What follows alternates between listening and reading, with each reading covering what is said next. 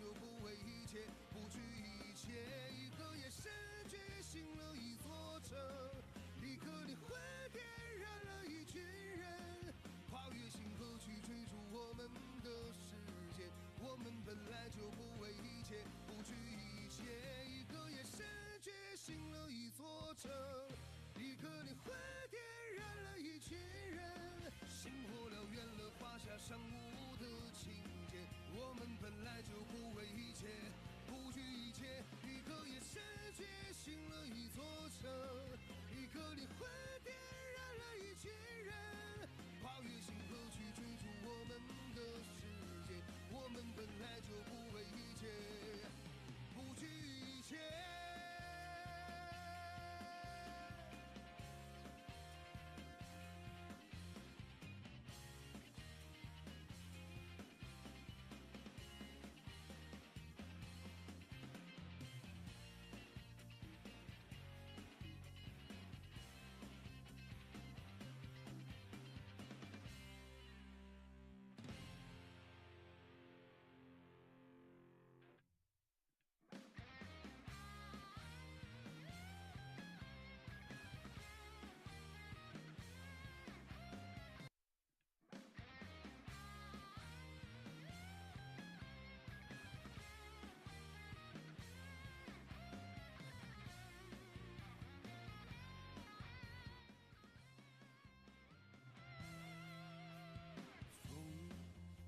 去秋天之上，去唤醒早已饥渴的灵魂。雪从凝固变成了沸腾，是因为听到你们的呼声。天外的天浩瀚无限，我也要和你对决，在绝城之巅战役不言，连成无眠，让双眼锋锐的摩擦迸发在一念之间。一颗眼神觉醒了一座城，一颗灵魂点燃了一群人，星火燎原了华夏尚武的情节。我们本来就不为一切，不惧一切。一颗眼神觉醒了一座城，一颗灵魂点燃了一群人，跨越星河去追逐我们的世界。我们本来就不为一切，不惧一切。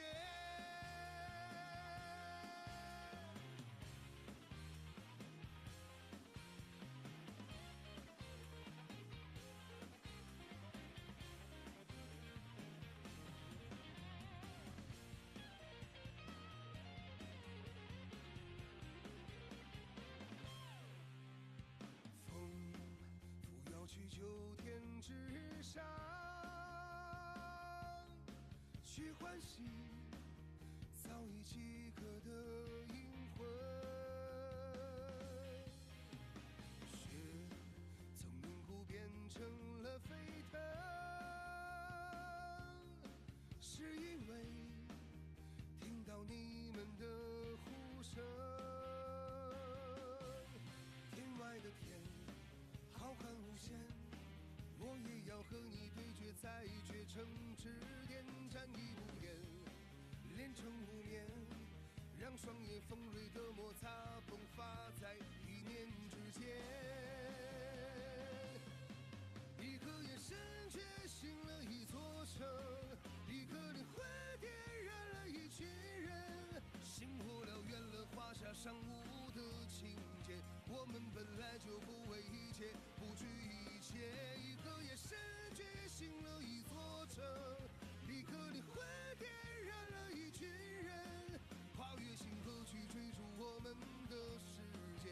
我们本来就不为一切，不惧一切。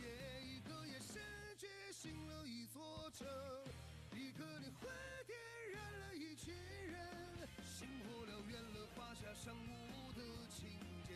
我们本来就不为一切，不惧一切。一颗眼神觉醒了一座城，一颗灵魂战绝成本草银耳，野生的菌种所驯化，机制选用12种以上的严选中药材，采用高山无污染矿泉水培育，几十年匠心坚守，本草银耳终于绽放开来。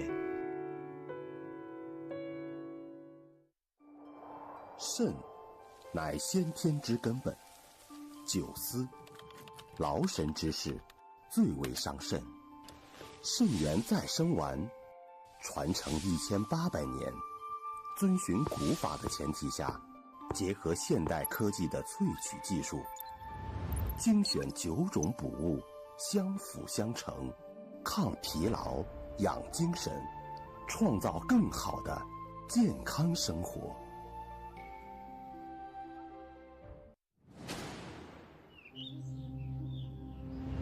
山谷、幽林、高山，生态之地能出好茶。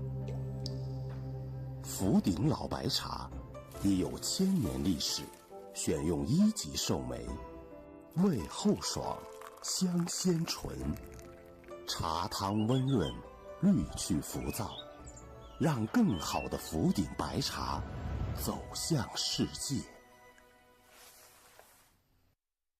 匠心之作，手工传承，战绝成足银韵香书，整体是用足银打造而成，精美的图案，优雅的外形，每一次梳理都是对美好时光的珍藏。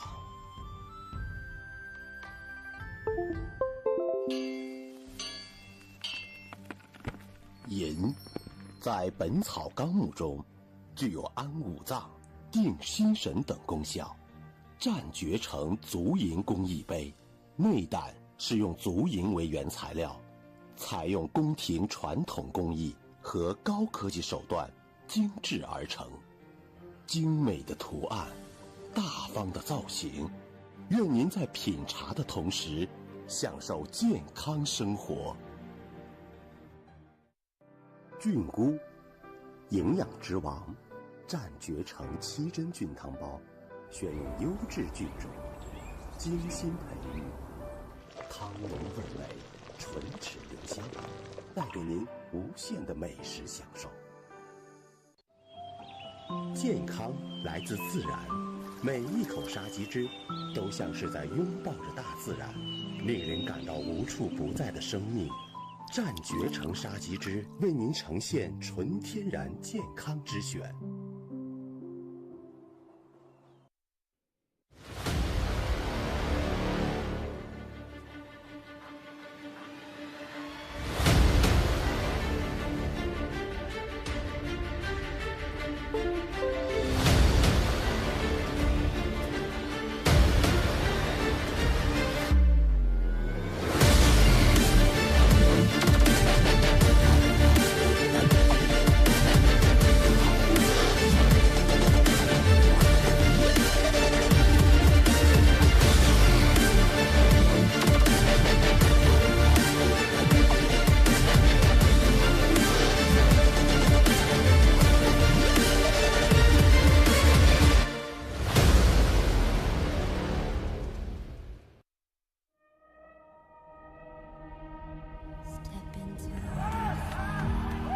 This fight is for 1 million RMB in cash.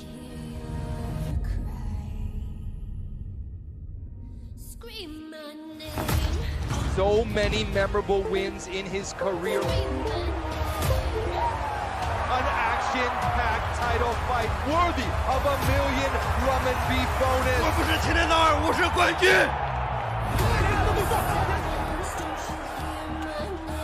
He really is a threat to anyone.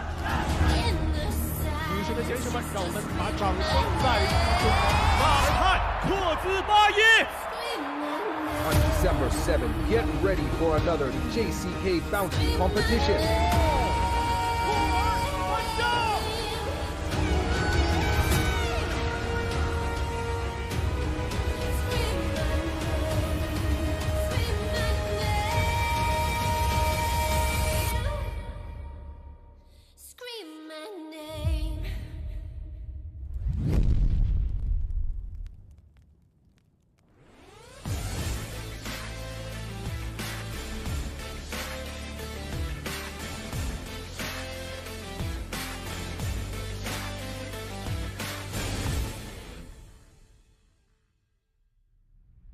JCK 战绝城的八角笼象征荣耀与力量。今晚，一场前所未有的巅峰对决正酝酿展开。JCK 战绝城龙斗赏金挑战赛，头条主赛，库尔班江、土罗斯巴克，最终目标是取得胜利。与乌日根巴雅尔，第一就是自己喜欢，展开次重量级赏金赛决赛的争夺。联合主赛赵国安将与巴西选手里奥展开对决，这不仅仅是实力的比拼，更是信念与意志的终极碰撞。八角笼中见证了无数个英雄的崛起，今晚它将再次成为传奇诞生的舞台。当钟声响起，谁能在聚光灯下登顶王者之巅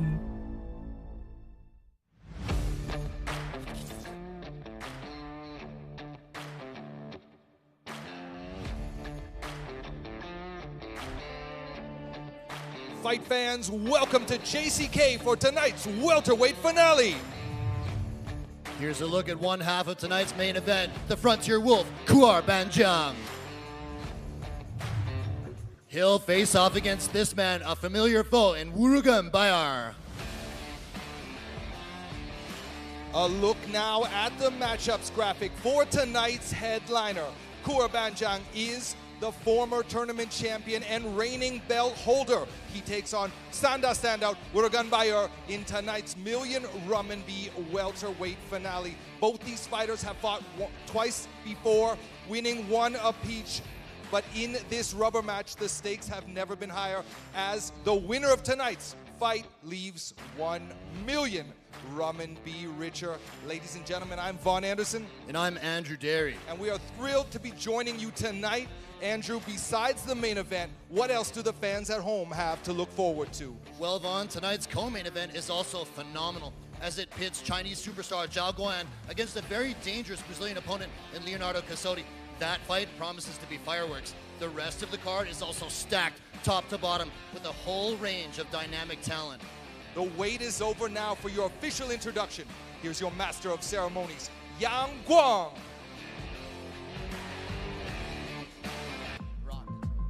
Thanks, Vaughn. Thanks, Andrew.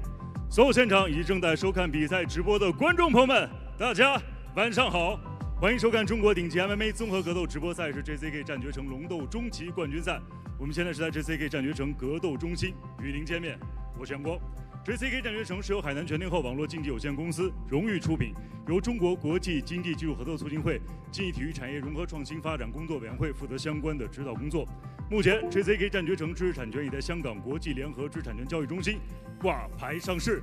那么今天晚上将为大家现场呈现的是 JCK 战绝城龙斗赏金挑战赛次中量级的巅峰之战。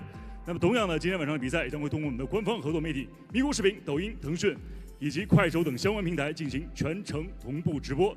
同时还要特别感谢新华网、深圳电视台体育健康频道、辽宁移动、贵州新媒体、宁夏新媒体、TCL 互联网电视、虎牙直播以及格斗迷的大力支持。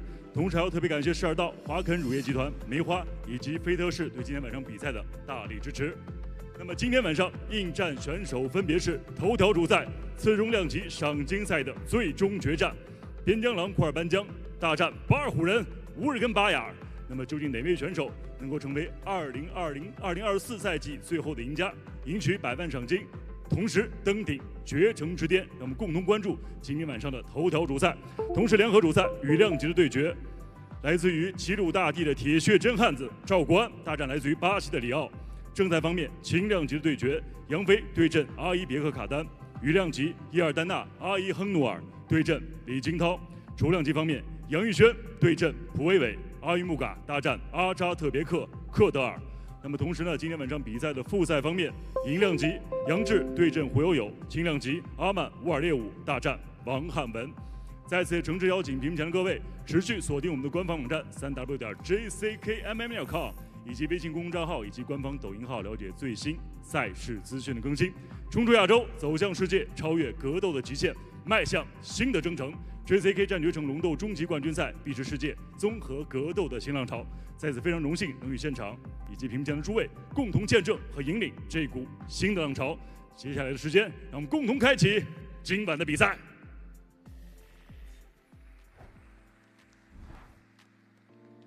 JCK 战决城龙斗赏金赛，比赛规则及打分逻辑：1/4决赛及半决赛，每场比赛3回合，每回合5分钟，回合间休息1分钟，将由3位判分裁判员进行打分。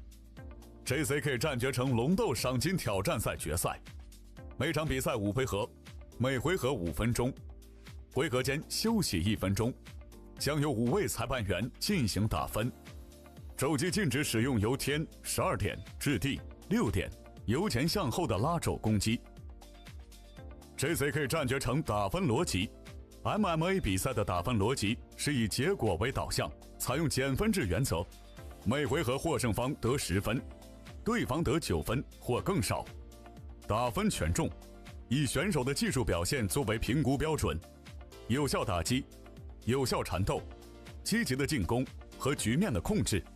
重击的权重优于摔跤和控制。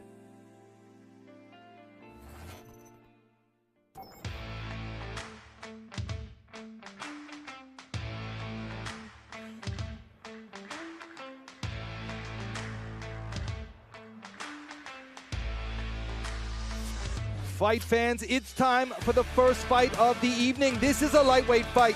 Making his way to the cage now from the blue corner, it's Wang Hanwen. Also known as the Matador, he hails from Fuyang City in the province of Anhui, and that is where Li Jingtao also hails from. We'll see him fighting later in the card. Just like Li Jingtao, Wang Hanwen has a wrestling base and is a Division I wrestler here in China. With titles in BJJ and wrestling, this is his official debut. But he's had 8 unofficial fights so far. Let's see what he brings to his JCK debut. He's bounced around the country throughout his life. Of course, as mentioned, hailing from Anhui province in the south. Then he moved to the far northwest of the country, training wrestling for many years in Xinjiang, now bouncing to the other side of the country, northeast China, in the province of Liaoning, where he trains at Chuandong Fight Club in the city of Anshan. Wang Hanwen steps into the ring for his JCK debut.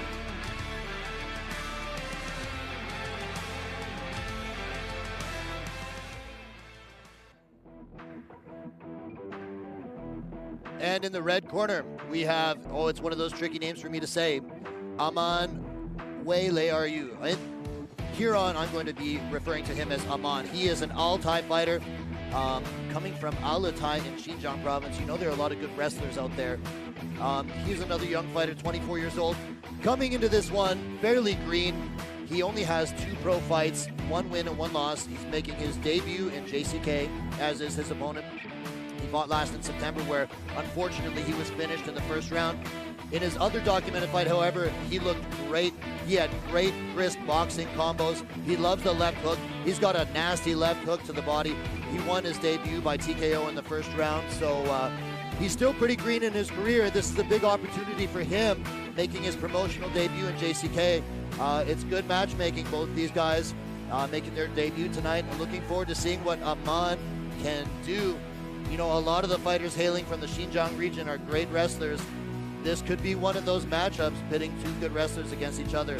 Although in the fight that I saw of Aman, his boxing looked fairly solid as well. Vaughn, not a lot of tape out there on these young fighters. Well, those are always the hardest fighters to prepare for. But we got to say, these guys both look in phenomenal condition, and they look determined, both of them. So we look forward to watching this scrappy fight between 2 JCK newcomers.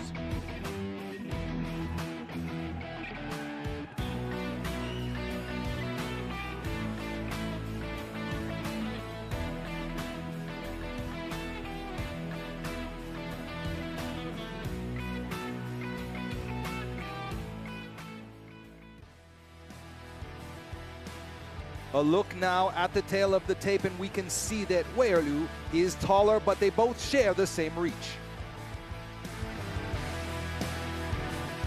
本场 JCK MMA 轻量级的复赛交锋，南方选手身高177公分，臂展182厘米，体重71.40公斤，年龄24岁，来自于传动搏击， MMA 综合格斗战绩8战7胜1负。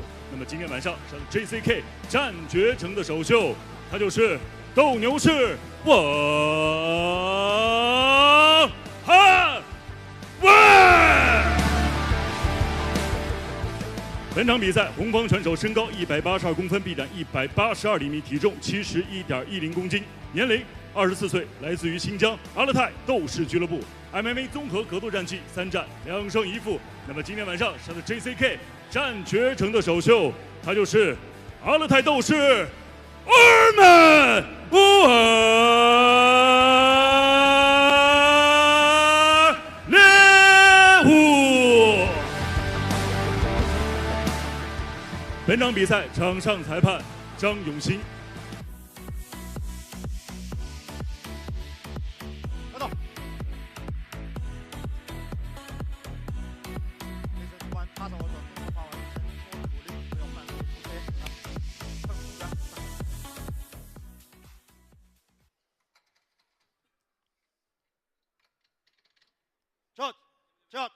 Shot, time, ready, fight! All right, getting us started is Wang Hanwen in the blue versus Aman in the red. Aman in the southpaw stance opens up first with a kick to the midsection. The fight I saw of his online, he had these nasty hook combinations to the body. Great boxing. Wong switching stances there temporarily. Aman catching him there with a straight left. On the attack is Aman. They're throwing down right away. Aman looking for the finish. This could be over early. Oh! Wow, first minute TKO for Aman. Liu finishes the fight quickly. Must be, is that inside the first minute? That was 30 seconds, 31 seconds. Oh my. What a tremendous showing and a beautiful celebration there with his team. We will definitely see more of Aman Liu. Looking forward to seeing what else he brings to the JCK table. What a start to this bounty competition, Andrew. Hey, that's how we like to get things started. We love finishes. Let's take a look at the action right here. Aman just storming forward, really not respecting Wang Hanwen's stand-up at all. Just coming right at him and just overwhelmed him with these looping hooks. A few of these got through and it was just too much for him. He's covering up for a lot of these, kind of catching them on the end of the punches, but it was just too much for Wang Hanwen to handle, and he folds under the pressure here. Hey, that's how you want to make your debut. 30 seconds. First round TKO. Way to go for Aman.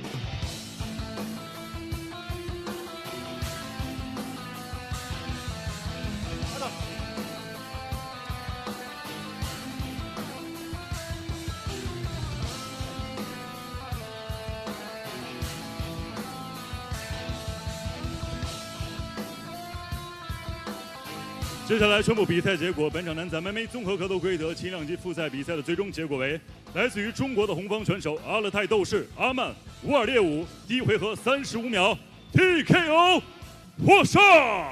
The winner is red corner, win by 关南鹏。接下来掌声有请颁奖嘉宾，吕梁市青联委员安乐先生。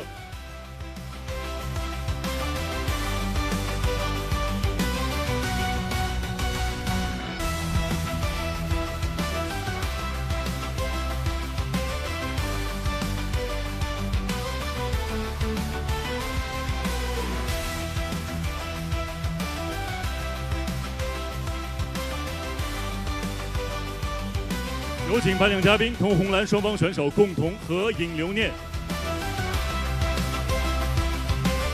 好，感谢颁奖嘉宾，感谢双方选手精彩的表现，谢谢。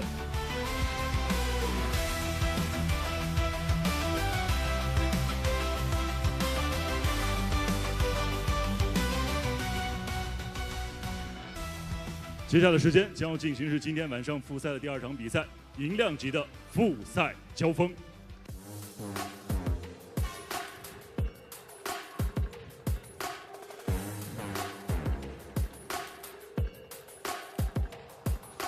Now it's time for the second fight of the evening. This is a flyweight scrap, making his way to the cage now from the blue corner. It's Hu Yo-Yo. Hu Yo-Yo also hails from Anhui we saw another fighter from Anhui in the first match. He's just 18 years of age and now lives in Beijing training at Fighting Brothers in that city. Since 2022, Hu Youyou has been fighting. He brings his boxing base into this JCK debut. But in his last fight in April, he took the win via Anaconda choke. He's very well-rounded with titles in boxing, sanda, and kickboxing. Combined with the great grappling and MMA-specific training, he will surely benefit from over at Fighting Brothers Gym in Beijing, training alongside the likes of MMA legends Yao Honggan and Yao Zikui. We can expect an impressive showing tonight from this 18-year-old who has already been fighting for 2 years. Yeah, I was going to say, looking at his record, he's been fighting since 2022, 2 years ago. Means he was 16 years old. 16, baby. Got a lot of experience for a young man of only 18. Let's see if he can represent Anhui well tonight. His the other fighter from Anhui just got dropped in 30 seconds. Hopefully it's not a provincial thing. Let's see how well Hu Youyou does here in his JCK debut.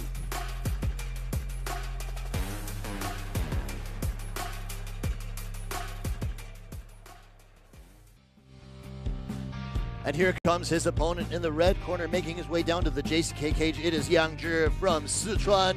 He is another young fighter, only 21 years old. These young guys coming in here. This is a great opportunity for both of them. Now, Yang Zhi, as you can tell, just look at him. He's a very tall guy for flyweight. This is 125 pounds, 57 kilo matchup. And Yang Zhi is 180 centimeters tall, which means he's going to have the reach advantage over most of his opponents. That is a very tall guy for the weight class. He's got a very lanky build, and he knows how to utilize his reach very well, actually. He's got a great jab, which he flicks out there to keep his opponent at distance, and he's got a great front kick to the body as well, which he uses to measure distance, but it's also a very powerful kick. One hole in his game that I saw looking at tape on this guy is his grappling has come under criticism a little bit. His last showing in JCK, he got subbed via Americana. He has a few submission losses here. So we'll see if he's shored up those holes in his game. He's coming from a Sanda background. He does have good takedowns, especially from the clinch. He's got some nice little trips that he likes to do. He's 1-2 in JCK, looking to turn it around and make it an even 500 here tonight. It's Yang Zhi from Sichuan.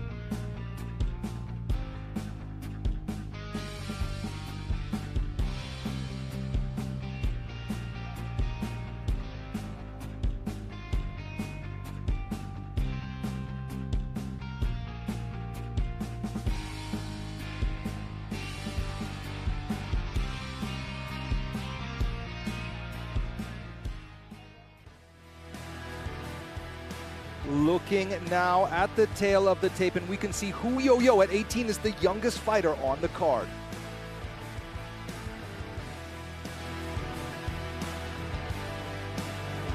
本场 JCK MMA 银量级的复赛争夺，蓝方选手身高169公分，臂展170厘米，体重51.70公斤，年龄18岁，来自于北京格斗兄弟俱乐部 ，MMA 综合格斗战绩6战全胜。那么今天晚上上的 JCK 战决城的首秀，他就是来自于中国的蓝方选手Hu Youyou。本场比赛红方选手身高180公分，臂展181厘米，体重57.40公斤，年龄21岁，来自于哈尔滨龙源综合格斗俱乐部 ，MMA 综合格斗战绩9战6胜3负 ，JCK 战决城战绩3战1胜2负。他就是来自于中国的红方选手杨志。本场比赛场上裁判王安莹。来点，来点，哇！注意走一，不要犯规，不要乱，不要。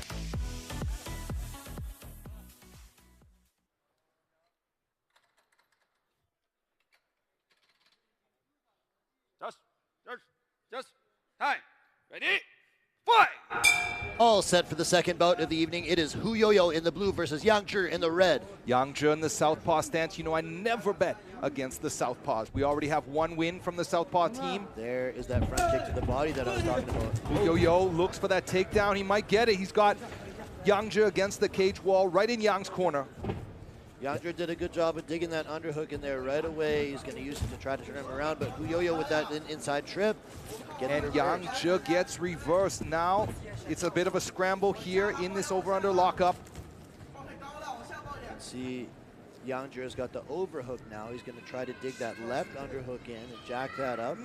Hu Yo-Yo's strategy is no secret now. He's trying to close the distance, neutralize that reach advantage that Yangzhe has over him, and look to score in the grappling department. As you mentioned earlier, Andrew, Yangzhe's grappling prowess has come under attack. Yeah, so recent fights. He's got pretty decent wrestling and defensive wrestling, but it seems like once it hits the mat, it's a bit of a weakness for him. He's been submitted a few times. There's a beautiful takedown there from Hu Yo-Yo. This body lock takedown here. Let's see what Hu Yo-Yo can do with it. He currently has side control, switches his hip over to prevent the guard retention. Yangzhe looking to recover guard, and he's done it. Got such long legs. It's very good for guard retention when you're on the bottom. He's got the profile, he's got the body type for a great grappler, especially from off the back, you know, that rangy, thin, flexible body type. Yeah, and with longer legs, it's just harder to get around your legs. Hu Yo-Yo spending a lot of energy trying to score in this first round. He was able to finally succeed with that takedown. Let's see what he can do from this top position. So far, Yangzhe has made it difficult for Hu Yo-Yo to score many points. Looks like he's trying to set up a triangle there. He's got an overhook clamped down on one arm, and he was kind of trying to pin the wrist and kick his leg up over, looking for a triangle there. But Hu Yo-Yo was aware of it. You can see him trying to tie up the arm there, looking for openings, but Hu Yo-Yo's shutting it down. Both Longyun MMA Club, where Yangzhe trains, and Fighting Brothers, where Hu Yo-Yo trains, are talent-stacked teams. Although these are young fighters, they will have been training with a lot of talented, experienced teammates. And you can see by the way that they fight, they know what they're doing. Okay, working that pass there, and it looks like he was able to pass the guard there for a moment, but Yangzhe doing a good job getting back to guard, and now working on the pass again. Hu Yo-Yo looking to get that mount. Trying to step in and mount. It looks like he's got it. Oh, but a beautiful wall walk from Yangzhe. Oh no, he's got it stuck in an armbar. Yangzhe picking him up, looking for the slam. Can he get out of this submission? It's a bad spot for Yangzhe. Hard to say. Placing him down. What a unusual choice. It's hard to see if his elbow joint is still in the lock. It looks like he slipped out. Looks like he smashed his way out of that armbar, but man, it looked tight. And he's transitioning to the legs now. But Yangzhe is doing really good, just smashing him, staying really heavy on top, avoiding any danger. Final 90 seconds now in this action-packed first round. Some great grappling exchanges. Hu Yo-Yo back to his feet, peppering with punches to the ribs there. A knee from Yangzhe, a level change from Hu Yo-Yo. Will he get this takedown? Nice level change there. He's working on the single leg now. Yangzhe defending. Looks like he's thinking about that guillotine. Still over a minute left. There's a knee from Yangzhe as they disengage. Pretty hectic pace throughout the first 4 minutes of this first round. Both guys seem to be in pretty good condition. Nice straight left hand by Yangzhe. I sense that Hu Yo-Yo has spent more energy fighting for grappling dominance in this first round. Will it affect him in later rounds? Look like he got punished there with that takedown attempt. It looks like he's going for that guillotine there, high elbow guillotine perhaps. Yangzhe is able to... Hu Yo-Yo looked a little stunned there. I think he got smashed with a knee when he shot that takedown. We'll see what happens next. Hammer fist there from Yangzhe. It's like when he hit the ground, he just didn't react. There's that guillotine again. Only 20 seconds to work it, but this could be dangerous. I'm telling you, it could be. He rolls to the back. This is a devastating spot. He might get the tap. Mounted guillotine. Yangzhe gets the submission. Our second first-round finish in tonight's card. I got to tell you, Andrew, 2 southpaws, 2 wins, 2 first-round finishes. That's what we like to see, 2 up, 2 down. Fantastic work from Yang Zhe. I bet you the critics will not be criticizing his grappling prowess now. He's hardly broke a sweat. That was phenomenal. Great pace, great back and forth grappling exchanges in that fight for as long as it lasted. At the end, it looked like Hu Yoyo was a little bit fatigued and perhaps a little bit stunned, as you said, from that knee. And Yang Zhe attacking the guillotine, finally gets a tight one, rolls him over. I mean, Hu Yoyo went to his back voluntarily to try to relieve pressure, but it was too late. Yang Zhe finishes the choke from mount. Beautiful stuff. Let's look at the replay. There he is, setting up that guillotine. I knew it was tight, and as soon as Hu Yoyo went to his back there to try to relieve the pressure, it looked like a done deal to me. And there's just so much pressure, so much leverage right here to crank that not modified, just a mounted guillotine. Great stuff from Yang Zhe.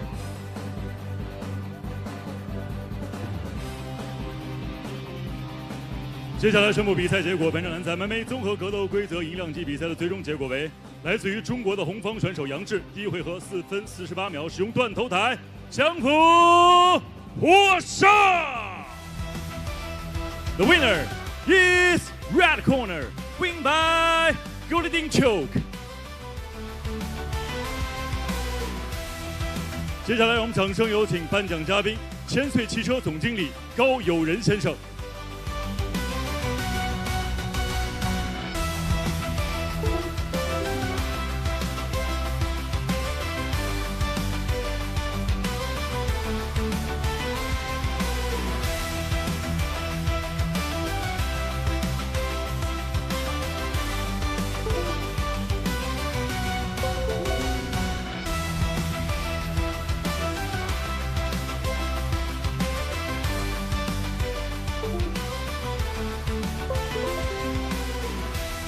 好，感谢两位选手出色的表现。高总，请留步。高友仁先生，高总，请留步。大家好，我是咱千岁集团旗下的千岁汽车的高友仁，在这儿呢祝杨志本场比赛获胜，再祝 JCK 战决城能把这个中华民族尚武精神打向全世界。其实 JCK 战决城跟我们千岁汽车是一家企业，是一家人。在这儿呢，也祝这个千岁汽车越来越好。大家有喜欢车的，有想买车卖车的，可以给我们千岁汽车点点关注，我们准备了100份礼品送给大家，谢谢大家。感谢高总，谢谢。接下来的时间，我们马上开启今天晚上正赛环节的比赛。这是您和这个库尔班江的2番战了，因为在1番战的时候您是被他 TKO 了。上一次的失利只能说这一次给我更带来了好的机会，因为我更琢磨透了他。Urgenbayar这选手，经验老道，也是老的选手，经验很丰富。他确实很强，不过始终是我的地盘，在这里我说了算。防他很简单，他很单一。对，你只认为我摔跤强的话，那你就大错特错了。摔跤强怎么的？我就不让你摔，我先躺下不行吗？你确实找到了我的弱点。好，你加油。那这次您还会沿用您之前的那些战术，还是准备了一些新的秘密武器呢？秘密武器肯定有，但我不知道他拿什么来终结我。他2个王八拳，一个抱腿，怎么终结我？Urgenbayar是为数不多曾经赢过你的人，而且他说上次输给你是因为自己受伤了才输的。他受伤是他在找借口。我们确实1比1了，不过上一次，我输在他的级别上，所以他这次来到了我的级别。刚我说了，始终是我的地盘，在这里我说了算，他会吃到2连败。Assalamu alaikum。我的哈萨克族朋友们，我的粉丝朋友们，你们好。我知道库尔班江是他们的英雄，哈萨克英雄。明天晚上的比赛绝对是精彩的比赛，我相信。好，一起加油！这场对里奥的比赛当然非常关键了。那你有没有就是想过，如果在后面啊，会不会跟纳尔泰有二番战啊？首先我对他的实力是非常的认可，但是上一场比赛的结果可能不是我想要的。作为一个 MMA 的战士，我肯定是渴望胜利。肯定我也是非常想和他二番战。I don't know too much about him, but I know about myself. I have a lot of experience. I fight with guys across the world. I'm ready. So whatever he bring, I'm ready. I don't have to know. I'm gonna fall out in 10 seconds. 我是在网络上看了一些他的资料和比赛视频，这都是过去的事情了。不管他多强，不管他来自哪里，这里是中国，这是我的主场，我会让他知道什么是叫中国硬汉。好的。里奥在 JCK 想要首秀啊，其实对手不太好找啊，然后找到你，你是接着这个比赛，能不能去回应一下他刚才这个讲的这些话？了不了解我那是他的事情。进入笼子之后，他就会感受到我的压力，他就会感受到我带给他的恐惧。比赛结束后，我会给他深深的上一课。Well, he's a young boy, full of energy. I'm not that old, just 32. Whatever he talk or I talk here, it doesn't really matter. Fight is fight. I'm ready, and I hope he's ready. Yeah, I'm gonna beat him Saturday, but Chinese fans respect this boy. He's a warrior. He's true a warrior. And then after I beat him, if he want, I'm gonna coach him for him improve. But this fight, he not gonna win. 时间很话不多，明天干了。Chongo yo, tomorrow you're gonna sleep fast, my friend.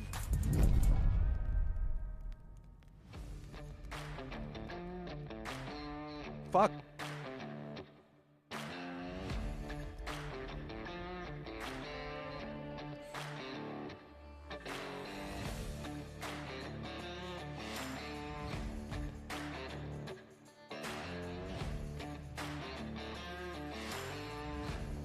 Get ready for 4 more exciting matches still on deck at tonight's JCK Bounty Competition. At the top of the card, we have 2 incredible fights, including our welterweight million RMB finals. Before that, we extend a warm welcome to Aybek Kaden to his JCK debut, one of 2 Kazakhstan delegates tonight. Kaden looked in phenomenal shape and extremely confident at yesterday's weigh-ins. He'll be facing off against this man with a very storied career. It is Peter Pan Yangfei. He is a very exciting grappler with very slick submission skills. He's not afraid to go for the submission, even if it puts himself in a dangerous position. He's always hunting for the finish. Then in the co-main event, Brazilian standout Leonardo Casotti breaks into JCK. He fights in submission grappling and bare knuckle boxing and has 7 finish wins in MMA as well. He promises to leave a lasting impression here in his JCK debut. He has a tall task ahead of him with Chinese superstar Zhao Guoan facing him across the cage. Zhao Guoan has looked phenomenal lately. Here's his last fight against Narutai, the champion. This was a fight, it's very closely contested, that a lot of people thought he won, including myself. He has looked phenomenal lately.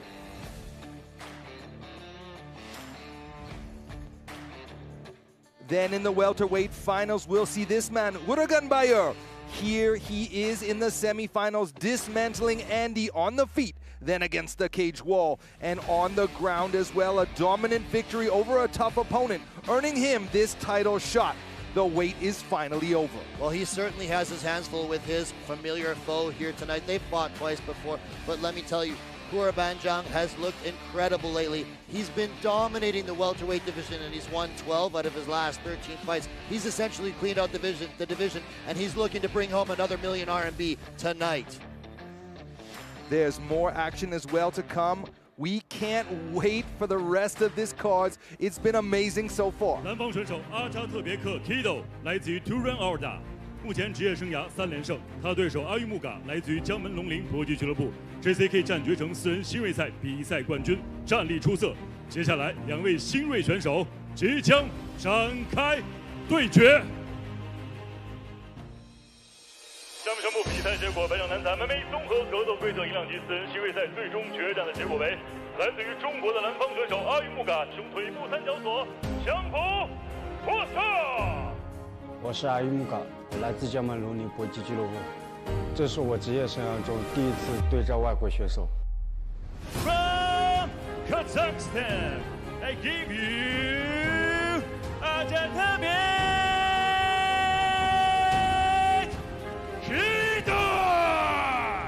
很高兴欢迎你来到中国，但是不高兴的是，我会让你走着进来，躺着回家。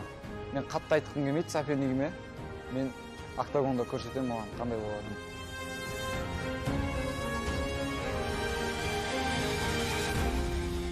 Бірінші бойда жеңіске жеттім. Иншалла екінші бойда да досрочно жеңемін деп үміттемін. Мақсатым тек жеңіске жету, қалай да болмасын. поясты алып осы лиганы. 每个人都想赢，那要看看谁的拳头更硬了。阿育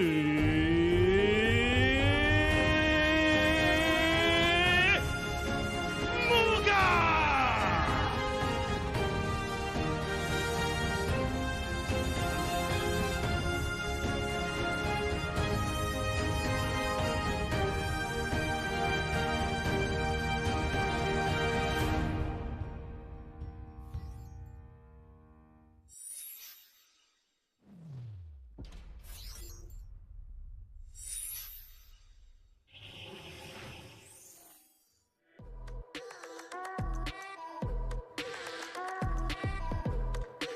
It's time now for the third fight of the evening. This is a bantamweight clash. Making his way to the cage now from the blue corner, Azatbek Kadir, hailing from Shymkent in the country of Kazakhstan. He's just 19 years of age, and this is not his first JCK appearance. We welcome back JCK veteran Azatbek Kadir. This undefeated standout from Shymkent, Kazakhstan, returns after a decision win in September over Hulan here at the JCK International Fight Center. Tonight, Kadir accepts a step up in competition, facing the 10-fight veteran Ayu Muga.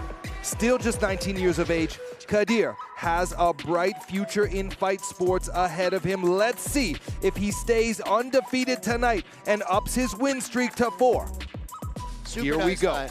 Very, very nice guy. Bumped into him in the elevator. Very humble, very reserved. And, you know, it's kind of opposite how he fights in the cage because he's a killer in there. Very dangerous fighter. So really looking forward to seeing what he could do. He looked great in his first fight in JCK, didn't he, Vaughn? 3-0, undefeated, 19 years of age, and he's got international fight experience now. Look how calm and professional he looks. Yeah, the Kazakh guys are cool, calm, collected, maybe a little bit cold, some might say.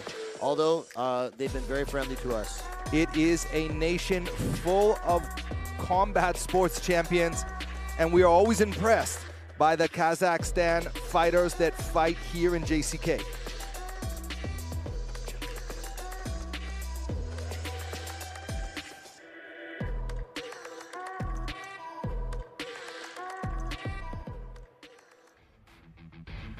Making his way down to the JCK cage in the red corner is Ayu Muga. He hails from Liangshan in Sichuan province, and he's a familiar face here in JCK. He has fought 4 times. He's coming out with the gi on. Pretty cool. That looks like a Taekwondo gi. Or, there we go, he's got the MMA gi on. Okay. With the black belt. He's 2-2 in the JCK cage, 5-5 overall, so he's got a little bit more experience than his Kazakh opponent. 22 years old. He's got a 5-5 record, 500 fighter. Last 6 fights have all been finishes either way. Either him getting the finish or getting finished himself. Kill or be killed. And hey, that's an exciting way to fight. The fans love to see it. Fans love finishes. We love finishes here at JCK. So, there's a good chance we see another one in this fight. he says he's hungry to make money and make a name for himself in the Chinese MMA scene. So here we go. Here's a good opportunity for him, kicking off our main card. Longling Fight Club in Jiangmen in the province of Guangdong is a team that supplies JCK with some of their best talent. You can see former finalist Luo Tianlong in the corner. He's the one who runs the team. It's run by a young group of guys. They fight hard. I tell you, they party hard too. And they are growing as a team. I look forward, I give tons of support to guys that are doing this. And, it's not easy, but they're making it happen. It's certainly not easy, being a pro fighter in China, especially now that the level is getting higher and higher, even on the regional circuit. You have guys that are tough as nails coming up. You could have a guy who's 5-5 who is still an incredible fighter. You know what I mean? Just a record like that is not necessarily indicative of their true level. Because we've seen Ayu Muga fight. He's great. Here he is tonight, kicking off our main card.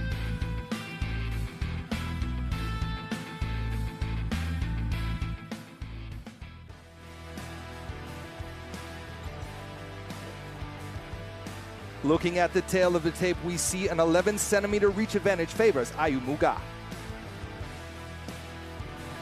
本场 JCK MMA 雏量级的正赛争夺，南方选手身高170公分，臂展171厘米，体重61.40公斤，年龄19岁，来自于 Urgenbayar。MMA 综合格斗战绩3战全胜 ，JCK 战决城战绩1战1胜。Ladies and gentlemen, let's welcome the blue corner from Kazakhstan. Let's welcome Azatabek Kida. 本场比赛，红方选手身高175公分，臂展182厘米，体重61.40公斤，年龄22岁，来自于江门龙陵搏击俱乐部。MMA 综合格斗战绩8战5胜3负 ，JCK 战决城战绩4战2胜2负。他就是来自于中国的红方选手Ayu Muga。今天晚上比赛非常高兴邀请到了国内著名的擂台解说专家侯宇老师以及刘聪老师，他们2位将在现场为大家带来今天晚上比赛的直播评述。同时，英文解说的部分非常荣幸的邀请到了著名的综合格斗运动员、教练员，同时也是赛事评论员的 Von Anderson 和 Andrew Derry 进行现场呈现。Welcome！ 同时还要特别感谢颜值有礼赵岩老师以及我们的特约评论员方乐老师的鼎力支持，感谢。本场比赛场上裁判白云峰。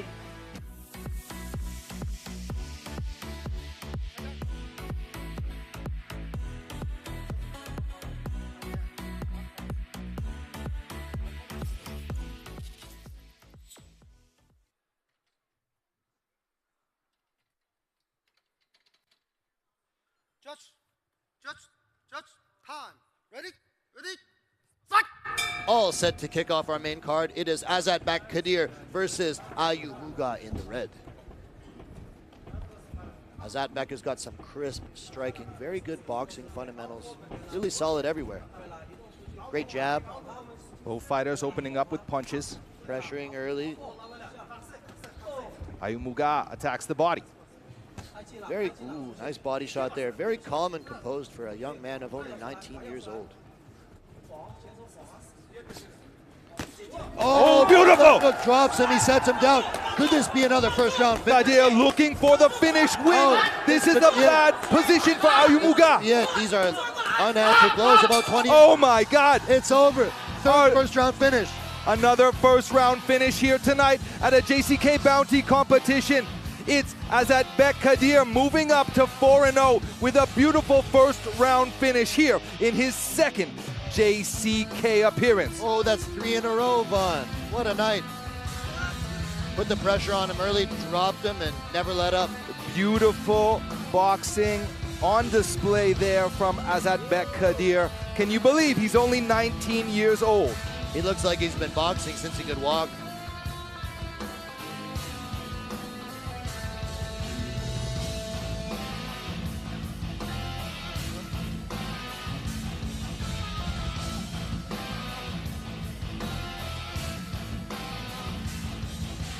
Let's take a look at this action. You know, his boxing was just so crisp and accurate.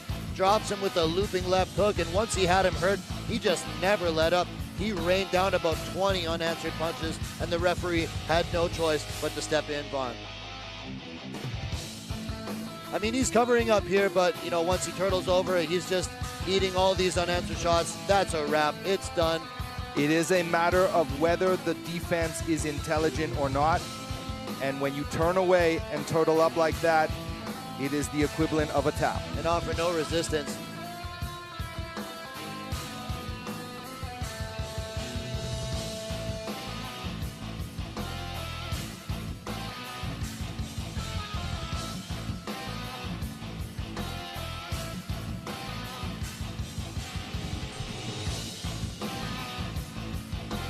接下来宣布比赛结果。本场男子 MMA 综合格斗规则，主两局正赛比赛的最终结果为：来自于哈萨克斯坦的蓝方选手阿扎特别克 K 德尔，第一回合42秒 TKO 获胜。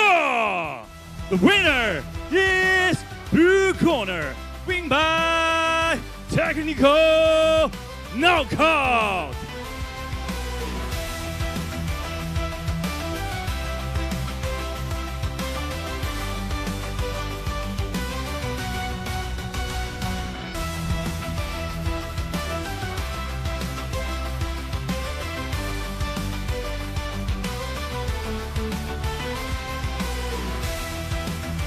来采访一下我们获胜的选手阿扎特别克。首先呢，欢迎你来到中国。这一次来到 JCK 的擂台，你感觉状态怎么样？ Ассалаумағалейкум, біріншіден Қытай елі, Қытайдағы қазақ бауырлар. Аллаға шүкір бүгін жеңіске жеттік. Еңбегіміз ақталды. Иншалла бұнымен тоқтамаймыз. Өзімді жақсы сезінемін. Және де алдағы қойған мақсаттарым осы лигаға контракт алып, иншалла чемпион болсам, пояс ұсталамын. Пояс маған нужен. 他说：“大家好，谢谢我的观众粉丝们支持，来支持我们。首先我想感谢我的所有的团队，教练，谢谢我们 JCK 的给我的这机会。我的目标是签约 JCK， 然后拿到金腰带。” 好的，女士们、先生们，掌声送给阿扎特别克，不好意思。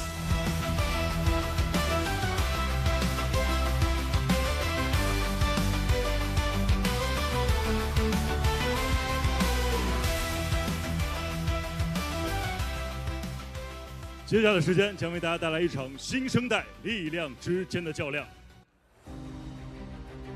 蓝方选手蒲伟伟来自于西安四海连城搏击俱乐部，4人新锐赛比赛冠军，目前在 JCK 战决胜4战2胜2负。他的对手杨逸轩来自于哈尔滨龙云综合格斗俱乐部，目前 JCK 战决胜3战全胜，终结能力极强。接下来两位选手即将展开交锋。这一次的这个对手，我们俩之间应该是一个相互的检验和较量。 重新回到战决城，我觉得我应该是更全面的一个选手。无论是从经验上来讲，我这场状态肯定会比以往更好。既然我过来了，我就准备好了。我觉得这合同一定是我的。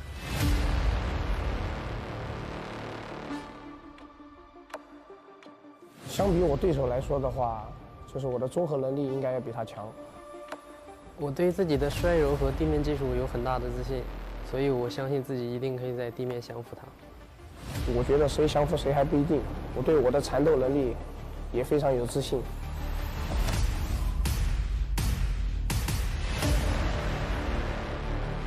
倒翻，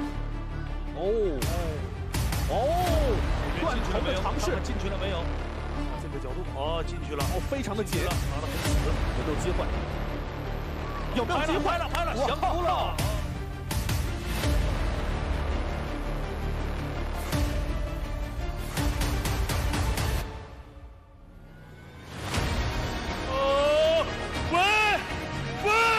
现在我回来了。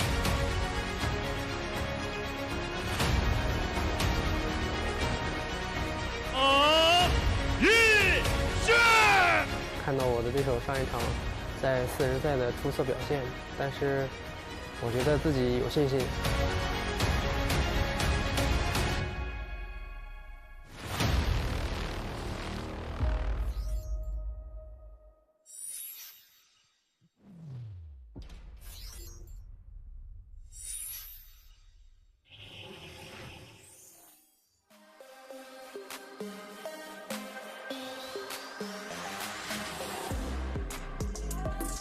It's time now for the fourth fight of the evening. This is a bantamweight clash.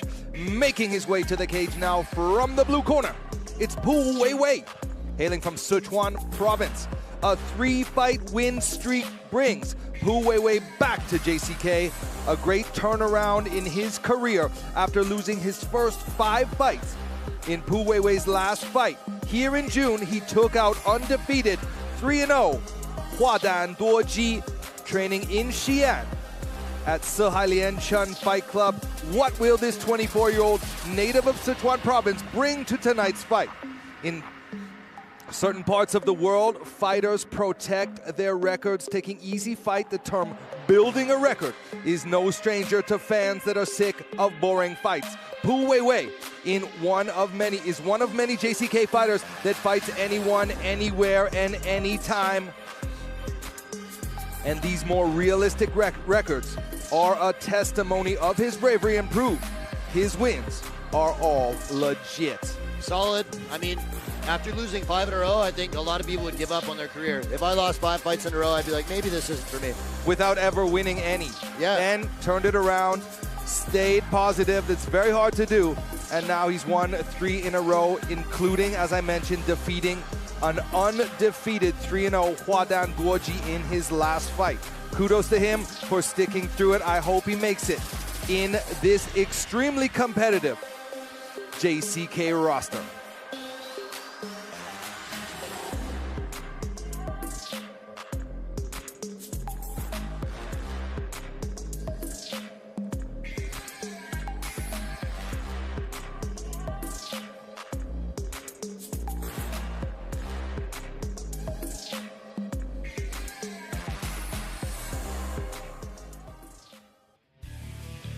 Here comes his opponent in the red corner, Yang Yixuan from Henan province, another young guy, 21 years old, MMA base, 4-1 official record, 3-0 in the JCK cage.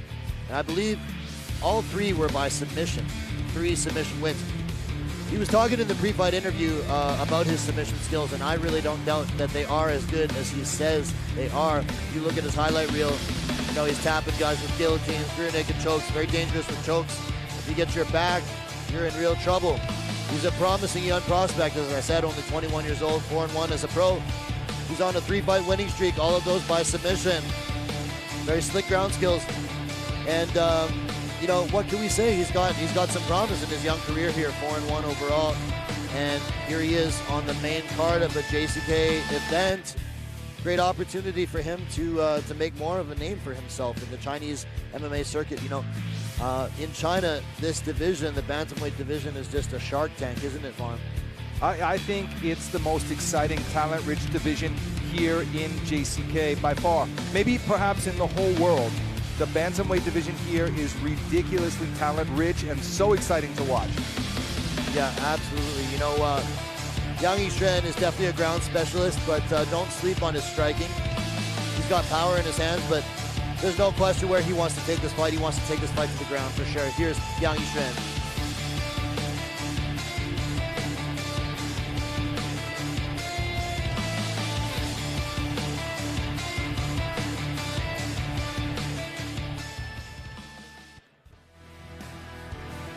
Looking now at the tail of the tape, we see Pu Weiwei has more reach, more height, and more years of experience.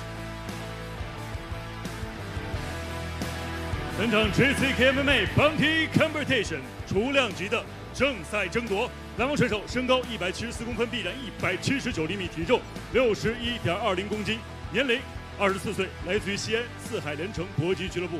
MMA 综合合作战绩14战10胜4负。 JCK 战决城战绩4战2胜2负，他就是秦风pu Weiwei。本场比赛，红方选手身高171公分，臂展168厘米，体重61.50公斤，年龄21岁，来自于哈尔滨龙云综合格斗俱乐部。MMA 综合格斗战绩5战4胜1负 ，JCK 战局成战绩3战全胜。他就是来自于中国的红方选手杨一轩。本场比赛场上裁判杨明。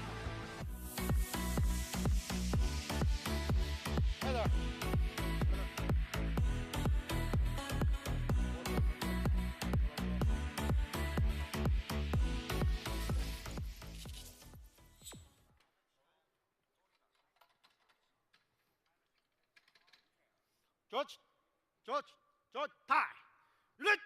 Fight! Ready for our second main card bout of the evening. It is Pu Weiwei in the blue versus Yang Yixuan in the red. Interesting matchup. I want to see how long it's going to be before Yang Yixuan attempts to take it to the ground. He's got a clear advantage there.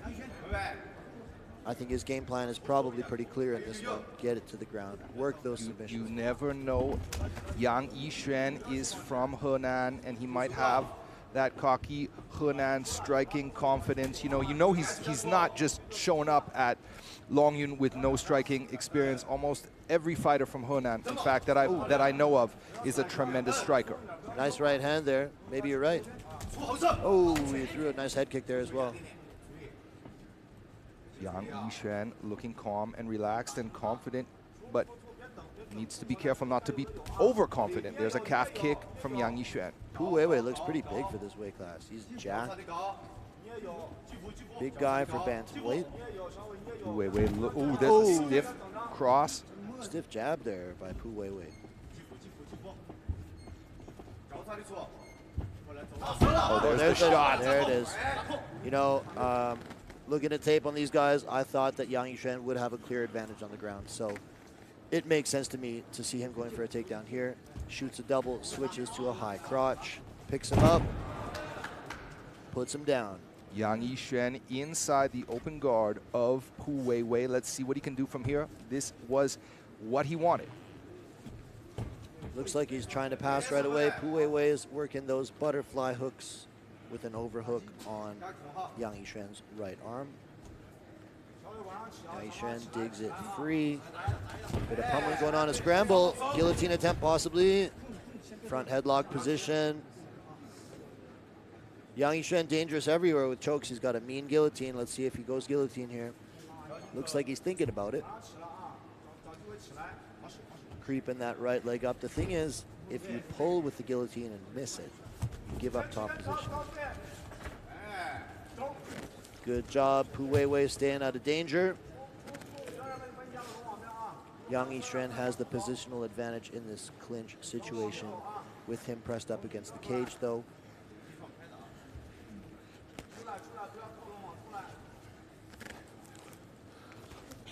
Nice knee to the body. Are we going to make it out the first round for the first time tonight? We've just crossed the halfway point in this opening round. A little bit of a wrestling stalemate here against the cage wall. Yeah, Yang Yixuan just pushing him up against the cage, looking for an opening perhaps, trying to dig that underhook in there, try to get 2 underhooks, but Pu Weiwei's wise to it. If I'm Pu Weiwei, I'm trying to separate here. I don't want to be clinching up and grappling with this guy. Dangerous grappler. Try to separate. Like, he could separate here. The referee might make the decision for them.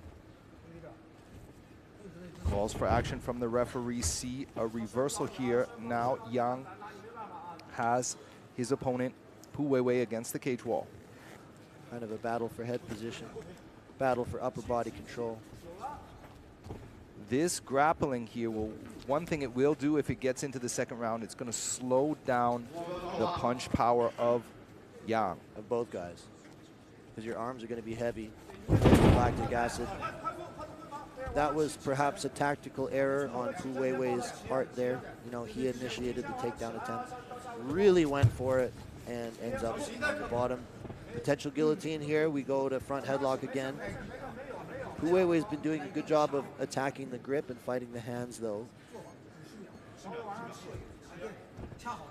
Options for Seems though that Pu Weiwei is content to take this fight wherever it goes, on the feet, on the ground. A 10-finger guillotine. That's a nasty little guillotine there. You could see Pu Weiwei's neck getting contorted, cranked here. Gets an arm through, but he's not out of hot water yet. We got an arm in guillotine here. You know, that's how he finished his last fight. Yang Yishuan jumps to guard. It doesn't look particularly dangerous yet because Pu Weiwei is able to keep good posture. He's out of danger now. Let's see if he pulls again. Now, he doesn't have a very good position here to finish this choke. There's not much threat here. If he wanted to finish, he should be on the other side. Half guard's not a great position to finish that either. Decent round of action from these two young fighters. We finally see a second round of action for the first time tonight. Wow. Great night of 你 fights. 站立要打出来嘛，苗明，你看站立站立现在没打出来啊！你把你的站立打出来，他地面对你造成了什么杀伤力了？你要去多去做嘛，苗明啊，要去做，别再站着。 Take a look at some of the action here. Missed on a head kick. Nothing really connects there. Got a big takedown here. High crotch. Elevates him. Pu Weiwei kind of accepts it and pulls guard a little bit there. He tried really hard for a takedown here in the clinch and ends up getting reversed. Some good grappling exchanges. It's clear Yang Yishuan has an advantage in the grappling, but it's not as stark as we might have thought.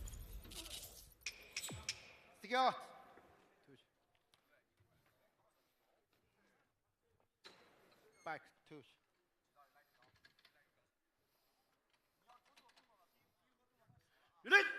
Fight!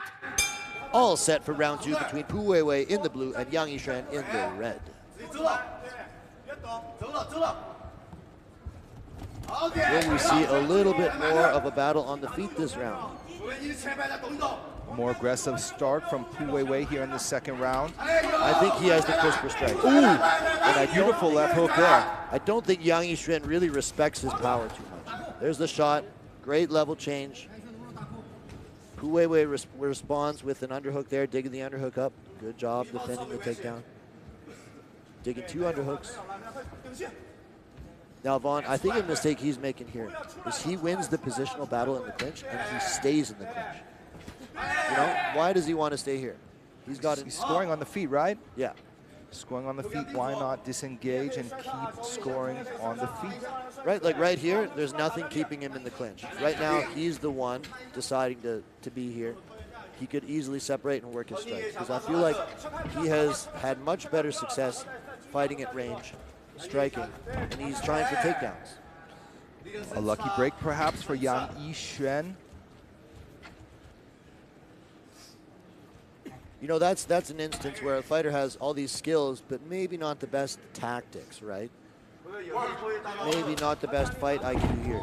Beautiful takedown there from Yang Yishuan, landing inside an open half guard, easily transitioning to the mount.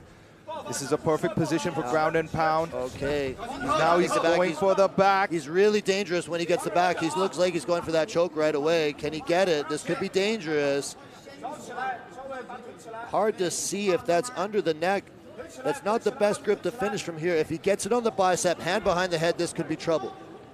It's not fully on yet. You can see Pu Weiwei able to slide his chin under the arm there, so the neck is defended. Where we see the Zhangzhifa choke here, because this is the position for it. Pu Weiwei is able to survive. Good work from Yang Yishuan. And reverse. Back to his feet. Very nice from Pu Weiwei. Scary moment there, but he's all right. Someone's bleeding.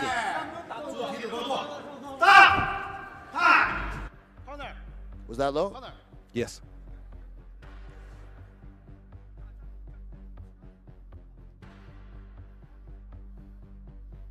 So we have our first break in the action with a foul, a low blow, and it looks like Yang Yishuan is in a considerable amount of pain and discomfort.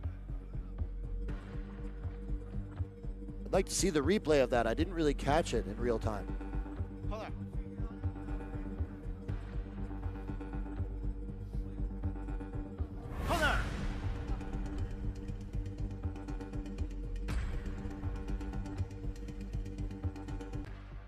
Vaughn, you have a lot of pro MMA experience. Can you talk us through what is it like getting a low blow in a fight, and how much can it take out of you? It depends on what kind of cup you're wearing, you know.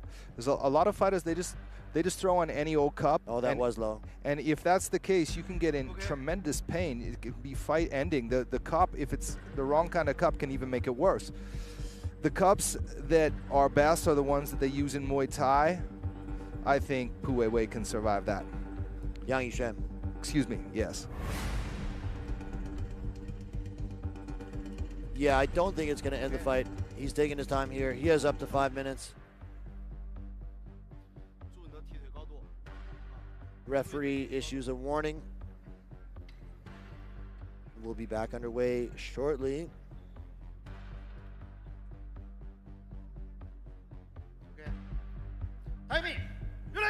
Fight! Action continues here. Sign of respect, show of respect here between the fighters, and we're back at it. Hard kick to the body. That'll wake you up and remind you that you're still in the fight.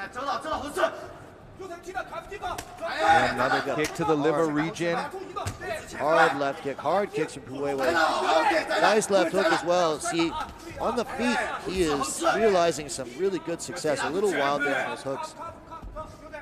But, you know, if I'm his coach, I'm screaming, stay out of the clinch, stay out of grappling situations, even if you feel like you could have an advantage in the clinch. You're doing way better on the feet. Inside low kick. Just the snapping speed of Pu Weiwei's strikes are a little bit better than Yang Yishuan's. We really, again, encourage him to keep the fight standing, keep a respectable amount of distance, and avoid the grappling exchanges. Nice jab there, very stiff jab as well. Pu Weiwei looking to make it 4 in a row after starting his career 0-5.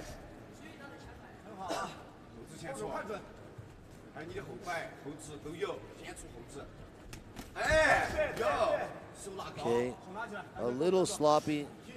It feels like he's trying to just take his head off with these strikes. I feel like if he took a little bit of steam off the shots and focused a little more on accuracy, it might. Yang Yishuan does not seem to be concerned though. Yeah. Still seems to be relaxed in his approach here. You see, Pu Weiwei is just trying to take his head off with that left hook. Yang Yishuan marching forward, putting the pressure on him. Landing his own strikes. Now we're back in the clinch. Final 45 seconds of this second round. I think it's fair to say that grappling exchanges have strongly favored Yang Yishuan in this fight. But even if the fight stays this way for the rest of this round, I think this round goes to Pu Weiwei. Yang Yishuan had that close choke attempt though. He had his back, he was going for the choke.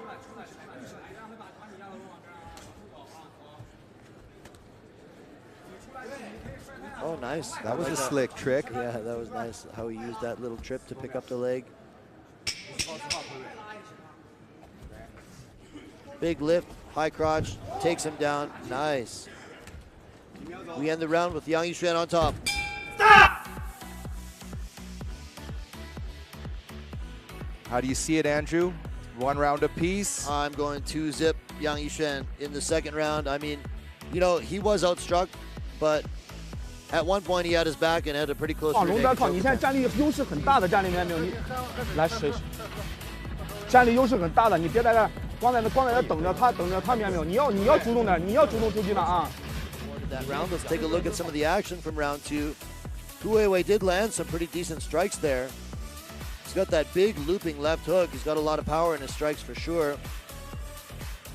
We see Yang Yishuan hit a nice little knee tap takedown there. The low blow, which caused a stop in the action there for a while. Big lift here.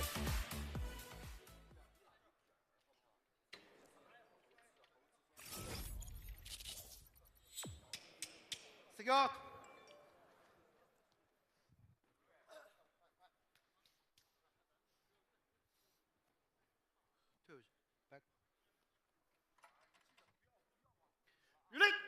Fight!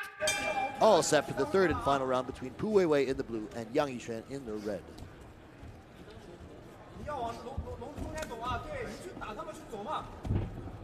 Pu Weiwei attacks first with straight punches. A flying knee there from Yang Yixuan. We need to see some urgency from Mr. Pu Weiwei because he could be down 2-zip.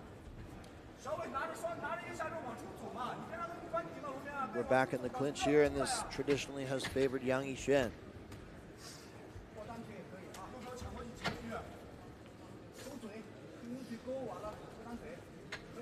Got a battle for upper body control here, up against the cage. Pu Weiwei doing a good job digging those underhooks. I wonder if the ref is going to call the action to take care of that loose tape on the glove. Oh, Pu Weiwei with the takedown. Now we'll see what Pu Weiwei can do from the top here inside the guard of Yang Yixuan. He's been wanting this since round 1.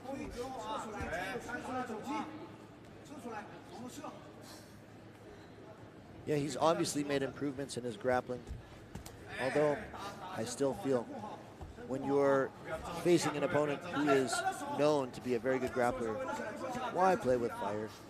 Even if you can take him down, you're still in, still in a dangerous grappler's guard.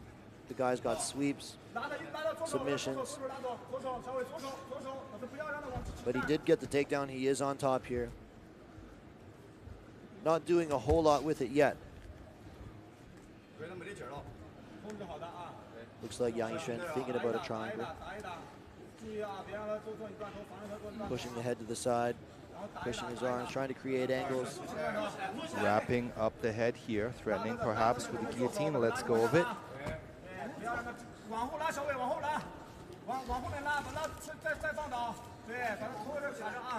Pu Weiwei just kind of holding here, not really trying to separate and land strikes, kind of content to just bear his weight down on him and stay in control on top.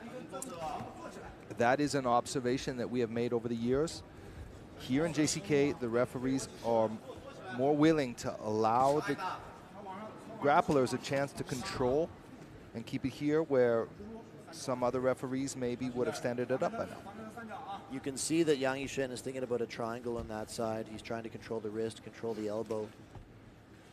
But Pu Weiwei is wise to it. Pu Weiwei must believe if he stays in this position for 2 minutes that he will win the fight. I mean, he'll win the round, but I guess it would depend how the judges saw that second round. To me, I thought it was still Yang Yixuan's round, but I'm not a judge, so my opinion doesn't really count. Less than 2 minutes remaining in this fight. Looks like we're going to see our first decision of the night. We were on a roll there, 3 in a row first round finishes. Yang Yixuan looking to sit up. Pu Weiwei with that tight body lock across the hips. He's content to just ride out this round, perhaps. Looks like Yang Yixuan is thinking about a Kimura on that side. Can't tell what he's doing with the grip, if he has anything from this angle. The hands are open there. There's a chance that Yang Yixuan might be able to torque out a Kimura. Does he have the double wrist lock locked up? I cannot see from this position. It looks like he does have a grip on it, but from this position against a guy with considerable upper body strength, it's really hard to rip that arm free. Pu Weiwei can kind of just hide his wrist under his body there. You can even grab your own shorts. It's legal to grab your own shorts. And, if you're a strong guy, you're going to have a tough time freeing that arm on you. It's also a lot of energy expended by the guy on the bottom.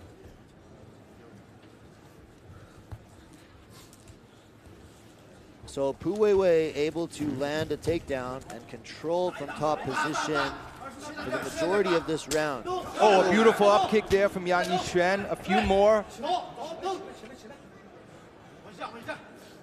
A tense final 10 seconds.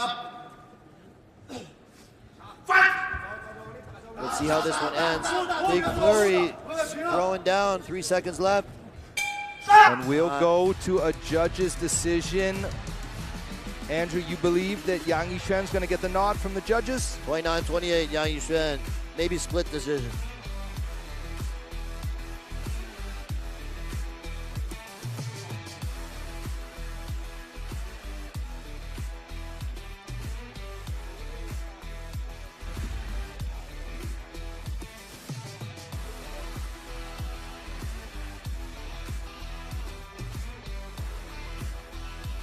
Let's take a look at some of the action from this fight. Pu Weiwei had some pretty powerful strikes on the feet. A couple big takedowns from Yang Yishuan here. A big high crotch slams him to the ground. Rounds 1 and 2, he had a lot of grappling dominance. Able to land some nice takedowns here. He hits one on a reversal. We saw Pu Weiwei landing with this big looping left hook and some pretty strong punches. He seemed to have the advantage on the feet throughout the fight. Some nice takedowns from Yang Yishuan. Of course, this low blow.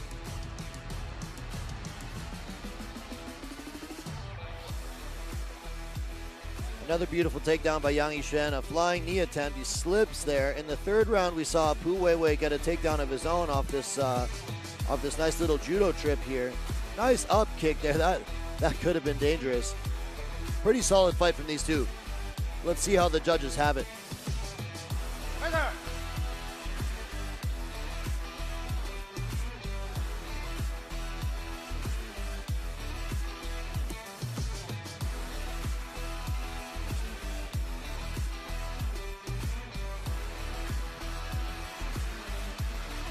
接下来宣布比赛结果：1号裁判29比28 ，Judge number 1 29 to 28；2号裁判28比29 ，Judge number 2 22 29；3号裁判29比28 ，Judge number 3 29 to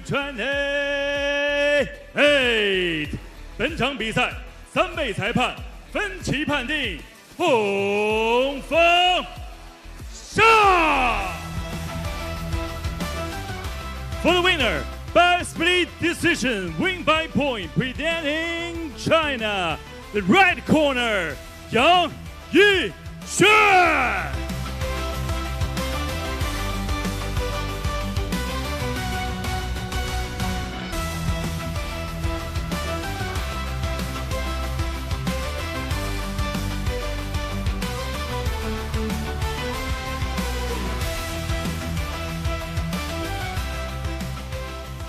接下来的时间将会进行是今天晚上羽量级的正赛交流。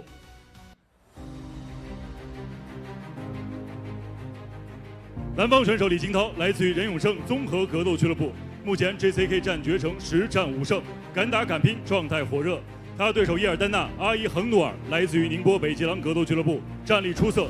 接下来2位选手即将展开碰撞。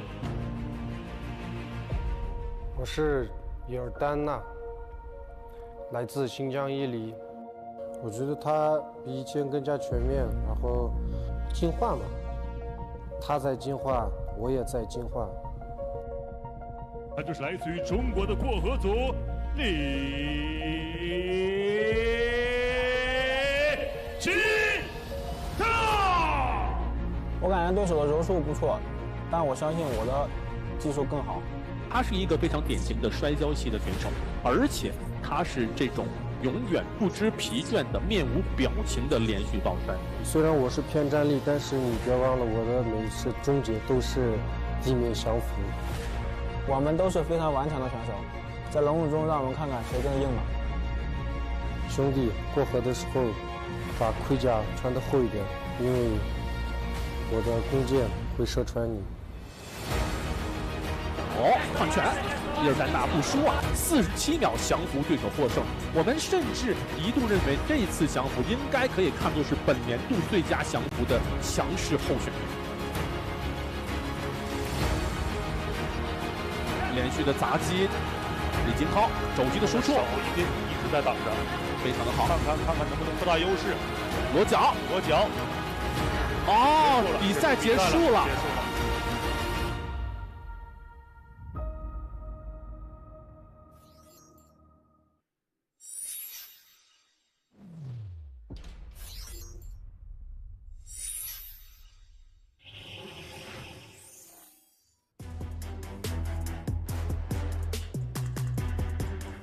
It's time now for the 5th fight of the evening. This is a featherweight clash.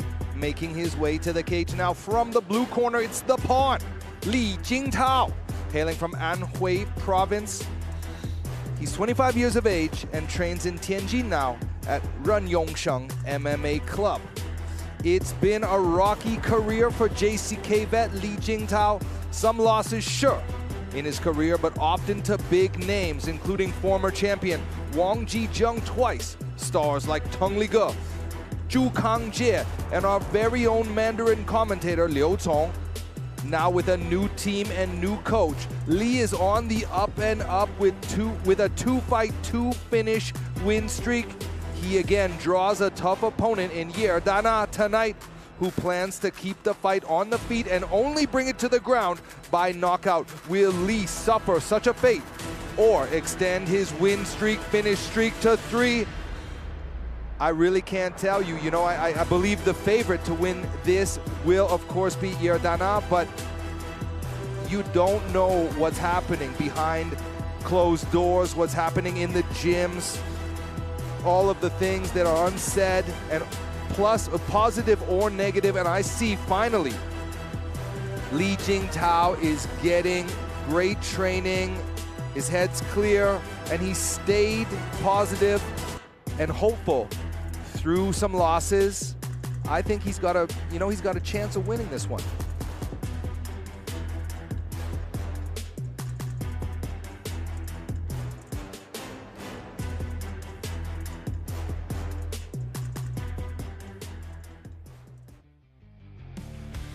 And here comes his opponent out of the red corner. It is Yerdana from Yili, Xinjiang. You know, in our fight breakdown video before the event, I was really high on this guy because he's got such an exciting style. He actually bills himself as a stand-up fighter. And hey, listen to the roar of applause and the support he has from the crowd here. That's great. He has some pretty tremendous stand-up skills, and he bills himself as a stand-up fighter, but he's also got really slick submission skills, and he's got a bunch of wins by submission, rare submissions. He's got a win by Gogo Plata, which, if you don't know what that is, it's a very rare submission that we've only seen in MMA a handful of times. Really, really cool. In one of his fights in JCK, he did an Imanari roll and heel hooked the guy in like less than a minute. So you got a guy who's like billed as a stand-up fighter, who has like really incredible stand-up skills, who's also doing these crazy submissions. I love stuff like that. You know, he's just really exciting no matter where the fight goes, and he's a finisher.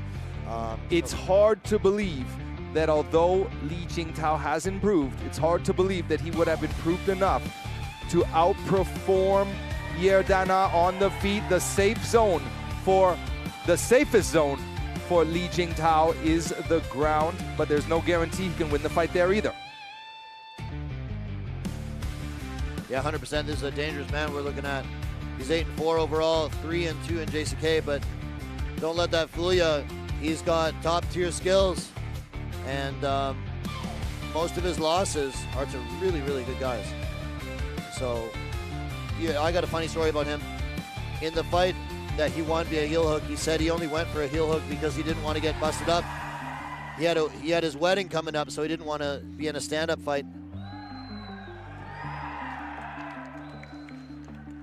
Definitely confident. Looking now at the tail of the tape, and we see how these two fighters stack up.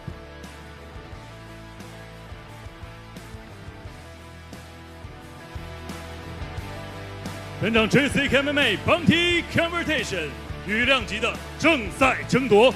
蓝帽选手身高170公分，臂展172厘米，体重66.10公斤，年龄25岁，来自于任永胜综合格斗俱乐部 ，MMA 综合格斗战绩23战11胜12负 ，JCK 战决城战绩10战5胜5负，他就是过河族李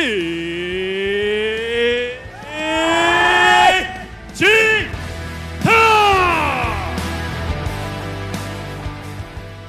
本场比赛，红方选手身高176公分，臂展176厘米，体重66.40公斤，年龄24岁，来自于宁波北极狼格斗俱乐部 ，MMA 综合格斗战绩12战8胜4负 ，JCK 战决城战绩5战3胜2负，他就是来自于中国的红方选手叶尔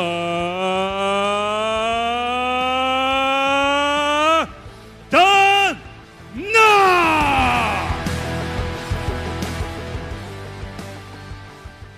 本场比赛场上裁判 MMA 界的传奇裁判 Thomas Fine。Judge, time. You ready? You ready? Fight! All set for this banger of a matchup. It is Li Jingtao in the blue versus Yair Dana in the red. Both fighters swapping punches early. Going at it right away. Shout out to the man, Thomas Van, reffing this fight. Good friend of ours. Li Jingtao, as expected, goes for the takedown early. He's in on this one pretty deep. Yair Dana said he wants to keep this fight standing and look for the knockout. Li Jingtao making that very unlikely so far. Fantastic work, at least in this first round, for Li Jingtao to get the fight to the ground quickly. That was definitely the smart thing to do. Just bullied him, you know, changed levels and drove hard until he got that takedown. Li Jingtao scoring here with some ground and pound. He's in a great position up against the fence. It's hard for Yair Dana to get out on a hip here. You see the strategy. Yair Dana's guard is open. Li Jingtao knows exactly what he wants. He's not trying to pass. He's using this position to hold Yair Dana down, and he's doing well, scoring here from the top. You know, it's interesting. I see Yair Dana, his half guard was pretty much open. I think he wants Li Jingtao to try to pass. Yair Dana looks to stand up, but Li Jingtao brings the fight to the ground again quickly. Okay, back in full guard now. I'm really impressed with Li Jingtao so far. Yair Dana needs, Li Jingtao needs to watch out for Yair Dana's elbows here from the bottom. Yeah, he's doing a good job pushing the head away, using those slicing like little elbows, but Li Jingtao's pressure from top position is just relentless.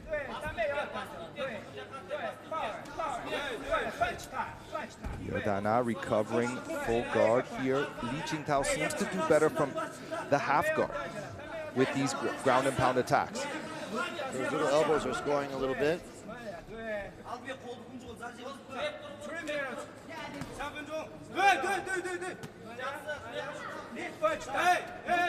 Yair Dana is dangerous, you know, even from full guard here. He's got an arsenal of submissions. It looks like he's going for some kind of sneaky little choke there.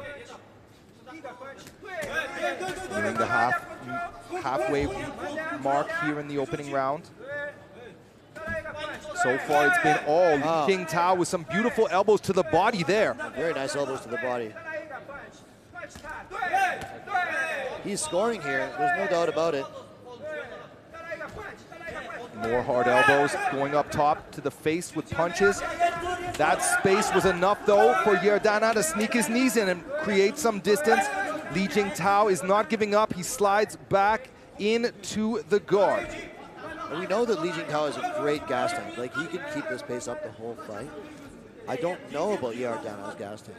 I don't know what his cardio is like. Because this is relentless pressure from Li Jingtao on top right now. It's exhausting to try to constantly keep this guy off of you. And this is exactly how Li Jingtao has trained. I'm sure the majority of his training, we've seen it in his past few fights. Since making the move to the new team and the work with the new coaches, he has excelled. He's doing great so far. Yair Dana doing what he can to neutralize the possibility of more damage there. Hoping for a stand-up perhaps. Thomas Fan taking a close look at the action. Gotta watch the fingers in the face there. Gotta watch the eyes, but Li Jingtao pries his head free and makes Yair Dana pay with some hard punches to the face. Clearing the guard now. Hard forearms and elbows. Wow, he's really scoring with some ground and pound this round. Looks like he's gonna try to take the back here. Does he have his hooks in? Yes, he's got 2 hooks in. He's going for the choke. He's got 30 seconds to work here and find something.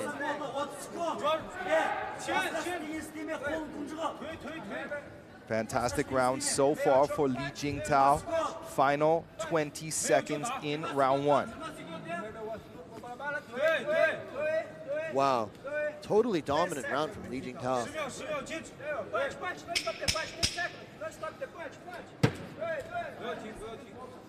Final seconds of this opening round. Yardana is kind of content to just lay here and wait to the end of the round. Surely he knows it would be an impossible mission to win on points in that first round.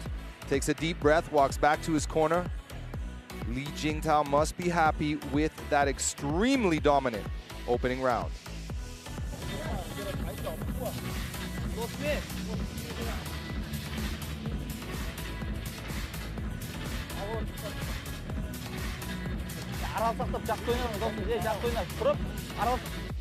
Look at the action here. The story of this round was the takedown by Li Jingtao. Relentless in his pursuit of the takedown. Once he got it, he got on top, never let up. His top pressure was completely stifling. Those beautiful elbows to the guts. Landed some great ground and pound, and at the end of the round took his back and was hunting for the rear naked choke. That was a dominant round.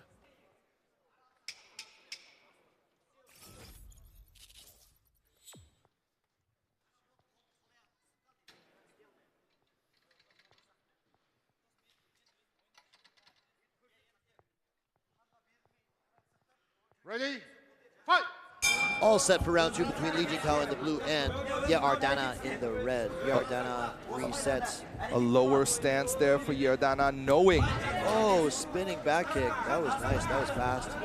Knowing the risks involved in fighting. Oh, beautiful hard straight from Li Jingtao. The pawn is on the attack. Cracked him with that one. It looked like it rocked him. Again from Li Jingtao. Answered though by Yardana. They're throwing down. Regardless of that early success, I doubt the safe way to fight Yardana is on the feet. Congratulations to Li Jingtao. He gets the fight to the ground again early in the second round. The timing of that double leg was perfect. Shot right under one of his punches. And when he got that deep in on the hips, he was able to finish without much resistance. Big shots. Yardana trying to get to a better position. Turtles up there now.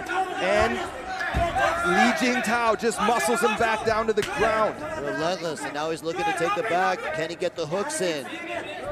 He's got one. Not quite. Yardana back to his feet momentarily. Li Jingtao is on him like glue. Li Jingtao is relentless on top. Stifling top pressure. Peppering shots to the ribs.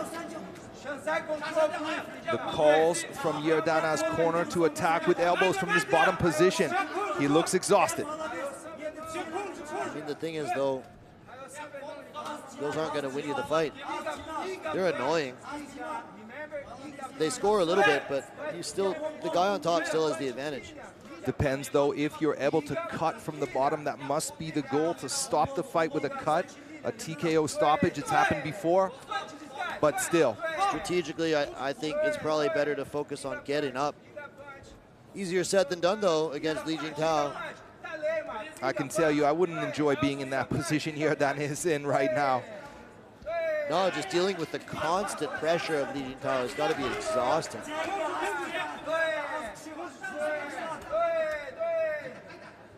Landing these hammer fists now to the body. 2.5 to go in the second round.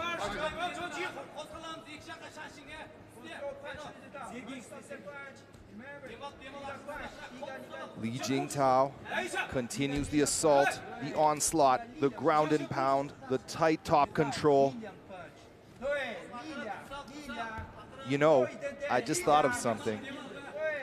Isn't it ironic how Yardana is from the Xinjiang region and he is getting a taste of the Xinjiang treatment? This is how so many Xinjiang fighters fight, with beautiful takedowns, top control, and horrifying ground and pound. Yeah, absolutely right. Although he is more of a striker generally. I know there are a lot of really good wrestlers from that region, but that is an interesting point that you brought up. Usually it's the Xinjiang guys on top doing the ground and pound. Both fighters swapping elbows there. Final 90 seconds of this second round. Another dominant round so far for Li Jingtao. Uh-oh, here's an armbar attempt from Yerdana. Yerdana just does not respect it though. He's just like, whatever. Li Jingtao disrupts the submission attempt with savage hammer fists to the face, forcing Yerdana to abandon that armbar attempt. Now we're in an interesting position where Li Jingtao is sprawling hard on Yerdana, but Yerdana is in on a takedown here. You got to wonder how much energy is left in Yerdana's gas tank. He gets to his feet. Okay, we'll see what these guys look like back on their feet. It looked like Li Jingtao took a big deep breath there. He's had his foot on the gas for the entirety of this fight so far. Both men looking a little tired at the end of the second round. Just a reckless shot by Li Jingtao. Didn't set that up at all. He's just like, I'm charging at you. Anaconda choke attempt, anaconda choke. Oh, this is a bad spot for Li Jingtao. This could turn it around. Li Jingtao is caught tight in this anaconda choke. 15 seconds though. Is he going to be able to survive to the end of the round? Yerdana is cranking that choke, looking for the tap or for perhaps Li Jingtao to just pass out. 5 seconds, and he hasn't been able to turn him over. Fantastic. Look at Li Jingtao is exhausted. He's just standing on the ground. Is he asleep? Is he out? Was he out? He might have been out. Oh there. my. I think he was put to sleep there. Saved by the bell. Oh my God, what a crazy turnaround. Oh. It, like you said, and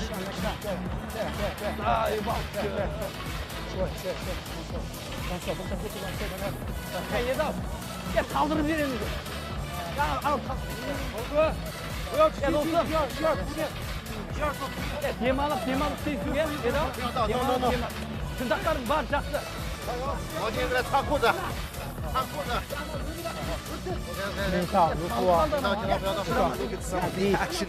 I can't wait for that. Oh, we don't even get to see the replay. Oh no.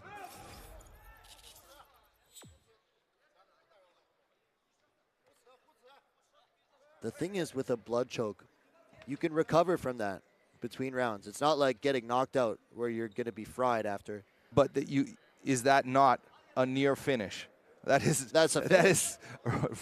is really close to a finish. So I think Yerdana might have stole that round. Yeah. Well, then again, it's hard to say how the judges saw that. Did the judges know that he was basically out? I think you can remove basically from that statement. He just lay on his stomach for a few seconds after the bell had rang. What a crazy fight, and both guys are exhausted. Oh, beautiful hard punches from both fighters there, clipping each other on the chin. There's a shot and a beautiful sprawl by Yerdana. Wow, just reckless with that shot, no setup at all. That's how he got in trouble at the end of the second round, not setting up his shot, getting caught in that anaconda choke. I'm so impressed with the improvements in Li Jingtao's striking. Both fighters eating hard punches again. There's another clobbering overhand from Li Jingtao. He shoots a takedown. He's got help from the cage. He's got a guillotine now. Got help from the cage wall here, but he's trapped in the guillotine. This is trouble. This could be it. An arm-in guillotine, though, is harder to finish. Is it arm-in? You can see him grimacing there. You know he's not going to tap. He's going to wait till he goes to sleep or Yerdana's arms burn out. He's grimacing, but it doesn't look like... Wow, the crowd is going crazy. That's a long time to be squeezing the guillotine, though. He might not have it. I believe it's only a matter of time until Yerdana's arms burn out and he abandons this choke. The longer he forces it, the less power he'll have in his arms. And it looks like he's already released the grip to a certain extent. You know, Li Jingtao's... He's still got it, I guess. He just took a break, and now he's squeezing hard again. Oh, almost popping his head out. Li Jingtao's doing what he can to get out of this, but he's out! Li Jingtao survives another near submission. And you know he's going to want to take a rest here with his head pressed up against the chest of Yerdana, gasping for relief. This is the time where Yerdana needs not to break, but needs to go for the finish. Do what he can, take advantage of the exhaustion of Li Jingtao. It's not going to last. He's going to recover, and he's going to come at you again with hard ground and pound. Both guys are exhausted. I mean, you squeeze on a guillotine like that, your arms are going to be jelly. At this, trying to force an Ezekiel from the bottom. That would be extremely rare. Li Jingtao taking advantage of the cage here to control Yerdana. Some punches there to the face, to the ribs. I do believe, though, that Yerdana is doing a pretty good job. It's just that Li Jingtao is just so much better versed in this position. I don't really see errors in Yerdana's game. Well, his wrestling needs improvement, that's for sure. To a lesser opponent, he would have been out of these positions by now. He would have finished those submissions by now. He would have knocked him out by now. That's why I say, like, don't let these guys' records fool you. You see a fighter like Li Jingtao, he's 8-12. You tend to write guys off who have losing records, but look how good he is. He's a killer.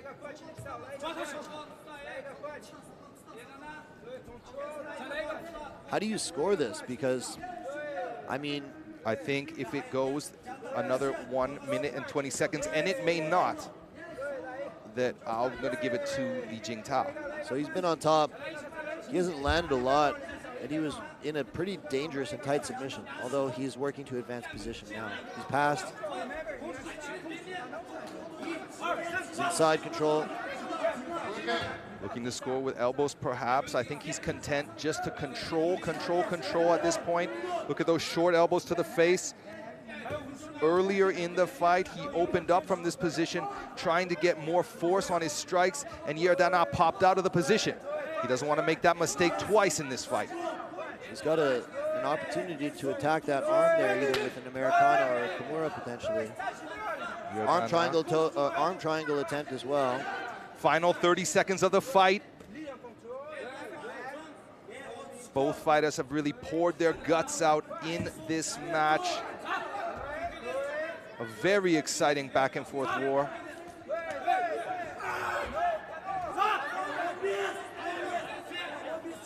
Ten seconds now. It looks like we're going to end the fight with Li Jingtao on top. That's been the story of the fight. Some drama, though, in this one. Interested to see how the judges will score it. We'll go to the judges' scorecard and see which warrior will get the win.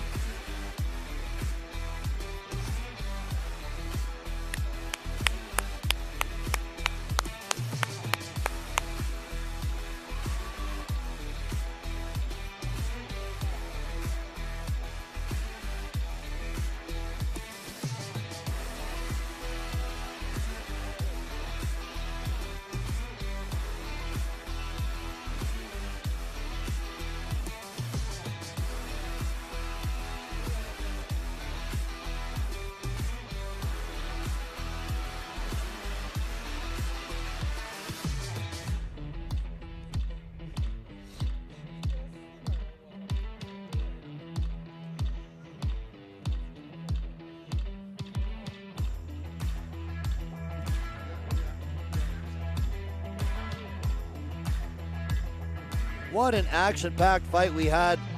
The story of this fight is big takedowns from Li Jingtao. He was relentless with his wrestling attack. Top control and pressure, just putting it on Yerdana the entire fight. Some dangerous moments with some pretty close submission attempts, though. We can see him landing some really good ground and pound, some short shots, great elbows to the body. It looks like the judges have rendered their decision. The referee's getting them lined up.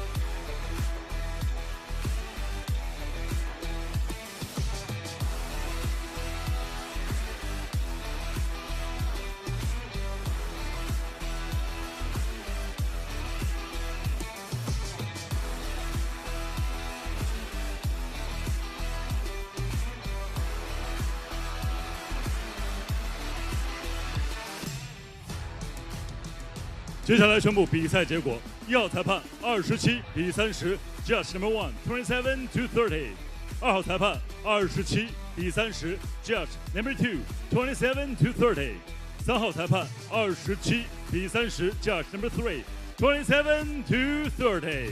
本场比赛3位裁判一致性判定蓝方胜。For the winner, by unanimous decision, win by point, presenting China, the blue corner, Li Jintao.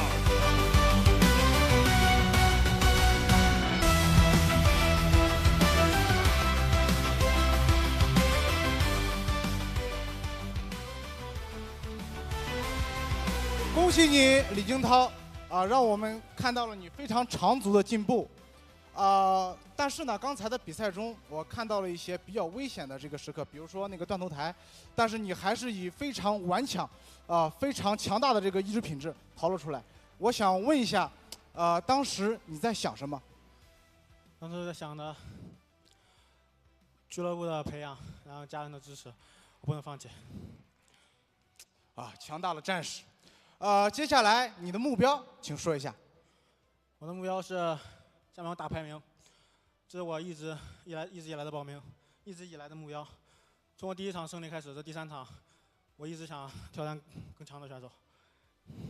好的，女士们、先生们，掌声送给过河族李惊涛。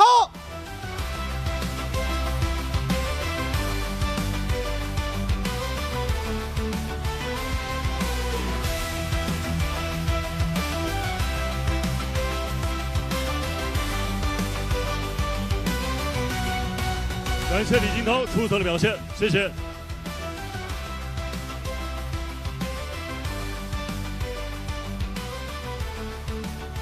接下来将进行的是轻量级的正赛对决。南方选手阿伊别克卡丹来自于 Alash Pride FC， 职业生涯战绩8战6胜，身高臂展极具优势。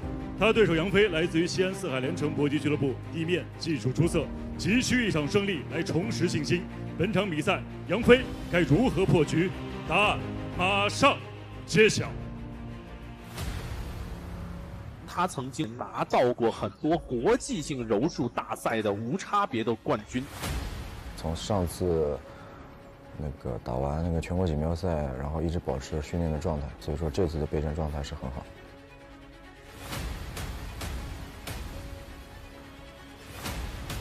Менің есімім Кәден Айбек Мұхтарұлы. Қазақстаннан келгем, қазақ елінен болам, қазақпын. Қарсыласымды зерттеген жоқпын, но бірақ бойыменен сәл пәсеңдеу. Қарсыласым ол күреске ыңғайлы, ал мен қолмен оны жеңем деген үміттемін, Құдай қаласа. 无论是站立还是地面，我都尽可能的抓住他的破绽，来压制他，直到把他终结。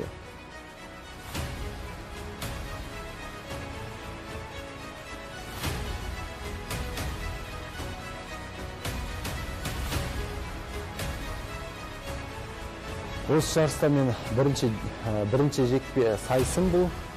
Енді қарсыласпен жалпы 3 раунд төбелессем деген өзімнің дыханиямды, өзімнің күшімді сынауға келдім. 我会全力以赴，燃烧自己。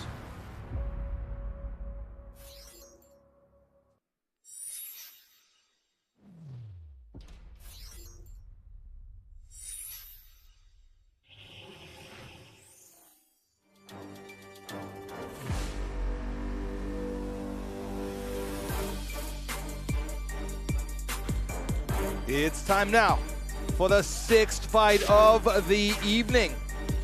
The second delegate from Kazakhstan making his way to the cage now from the blue corner. Aybek Kaden, hailing from Astana, the capital city of Kazakhstan, hoping to follow in his countryman's footsteps with an exciting finish win tonight. Easier said than done though. He has a tough job ahead of him. A brave Aybek Kaden enters this, his pro debut later than average at age 30. And versus a 40-fight veteran in tonight's opponent, Yang Fei. Caden has a few amateur fights and possibly a well-established, undocumented base. We just don't know for sure. What is worth mentioning, he looked confident and well-conditioned at the weigh-ins. With this experience gap between him and Yang Fei tonight, he has nothing to lose and leaves the cage a hero either way tonight. The pressure falls entirely on his opponent Yang Fei tonight to outclass this less experienced opponent from overseas. Look how excited he looks. He can't wait to get in the JCK cage and show us what he's made of. An exciting moment here as Aibek Caden gets ready for his JCK debut. Final preparations are being made by the cutman Dada. Here we go.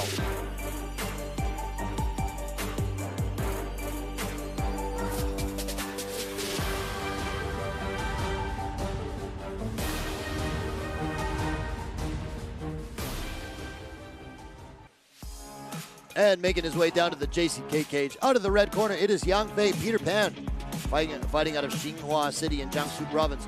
He is 32 years old.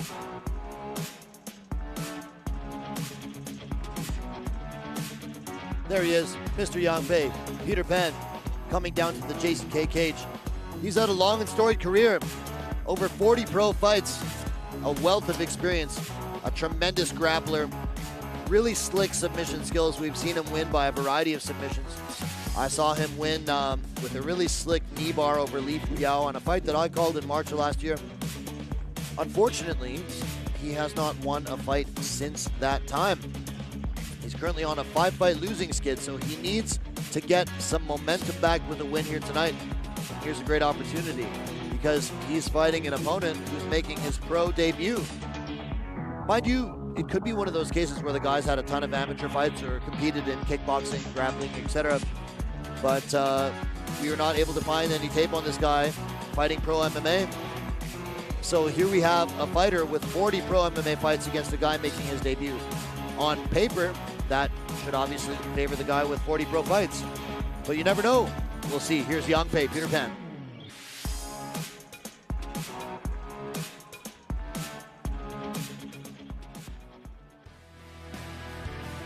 A look now at the tail of the tape, and we can see the reach advantage favors Aibek Caden.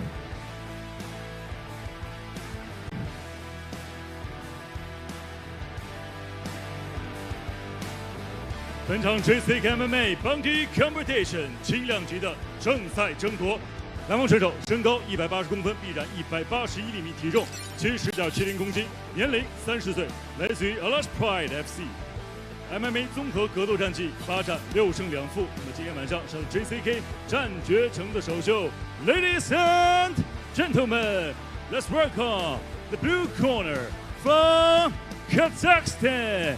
Gets ready for Aibek Caden.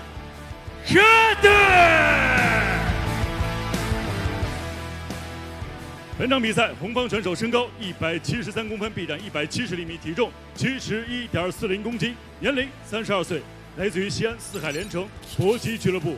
MMA 综合格斗战绩40战26胜14负 ，JCK 战决城战绩12战5胜7负。他就是来自于中国的红方选手小飞侠杨飞。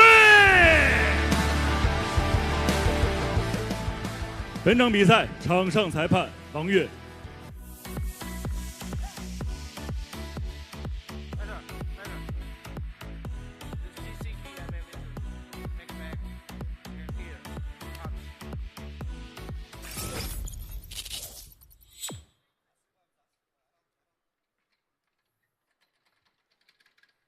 Back. Judge, time, ready, fight! For this, the 6th bout of the evening versus Aibek Caden in the blue versus Yang Fei in the red. You're right, Vaughn. Aibek Caden does not look like a rookie. He must have some undocumented fights. He must. To clarify for the viewers at home, I said, you know, he's making his pro debut because he doesn't have a pro record online. We weren't able to find any footage of him fighting pro. But one look at this guy and you know that he's not a rookie. Look at this. Calls for action from the referee. A cautious start to this match from both fighters. He's got to know that Yang Fei wants to bring this to the ground. So he's being a little cautious on the feet, measuring him out.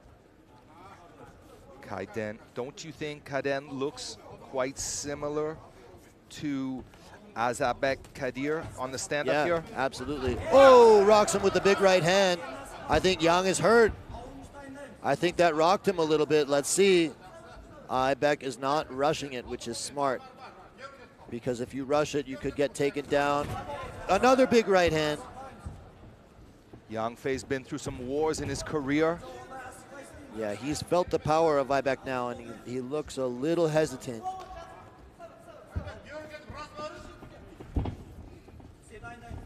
Yang Fei is a BJJ brown belt.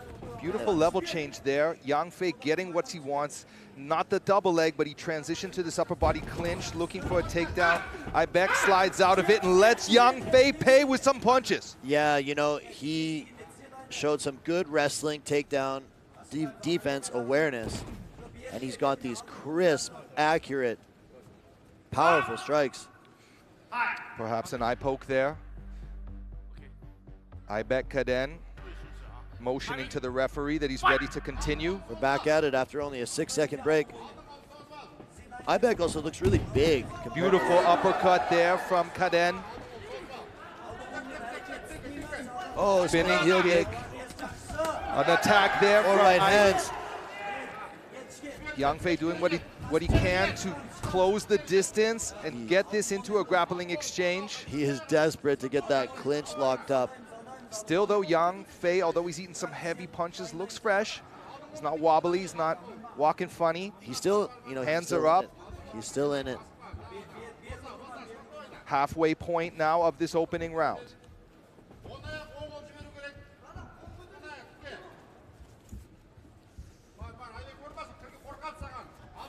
Aibek looking very measured here. No, that sets him down. That's it. Oh, first round finish for Aibek Kaiden. The Kazakh delegation goes 2-2 with first round finishes. Yang Fei struggling to stand up. Yeah, he got rocked pretty bad. He had trouble getting up there. Those punches were so fast, accurate, and heavy. Kudos to Yang Fei for doing as well as he did. But it is the Kazakh, Aibek Kaiden, who comes out victorious in his JCK debut. Congratulations to him.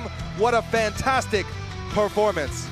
Phenomenal. You know, I saw him landing those rangy, crisp boxing combos, and I thought Yang Fei's in for a long night if he can't get this to the ground. Sure enough, one of those landed flush, and it was a short night for Yang Fei. Almost identical to his countryman Kadir's performance. Great footwork. Great boxing. Great angles, powerful punches, and the exact same result in the exact same round.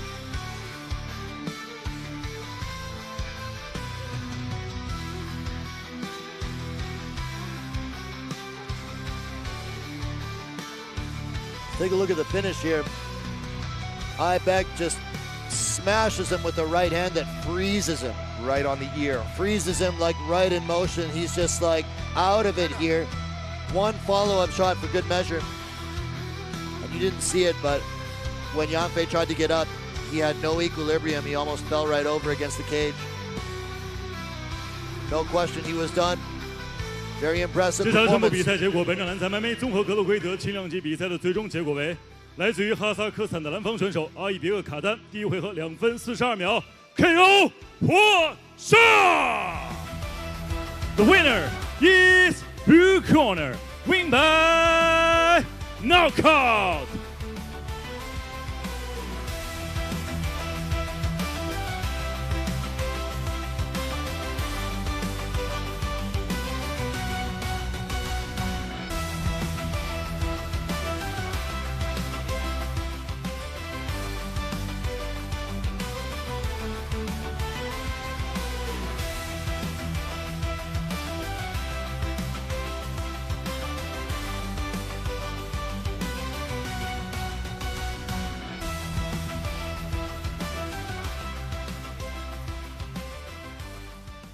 接下来时间，让我们共同开启今天晚上的联合主赛。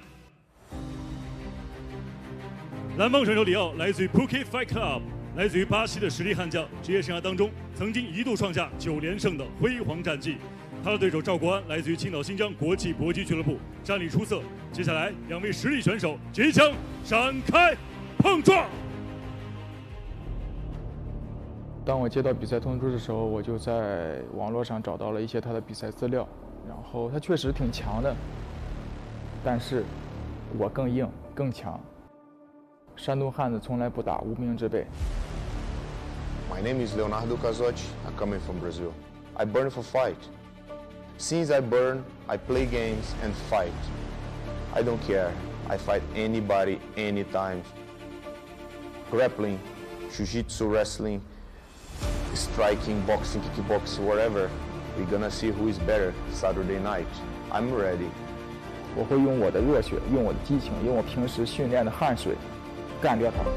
我会打出我们中国 fighter 的血性、智慧，一步一步的用自己的充满了汗水甚至是鲜血的这样的一个努力的阶段，完成了这次自我救赎。这场比赛我对自己的要求就是把自己训练的东西发挥出来，我会全力以赴的去争取我的胜利。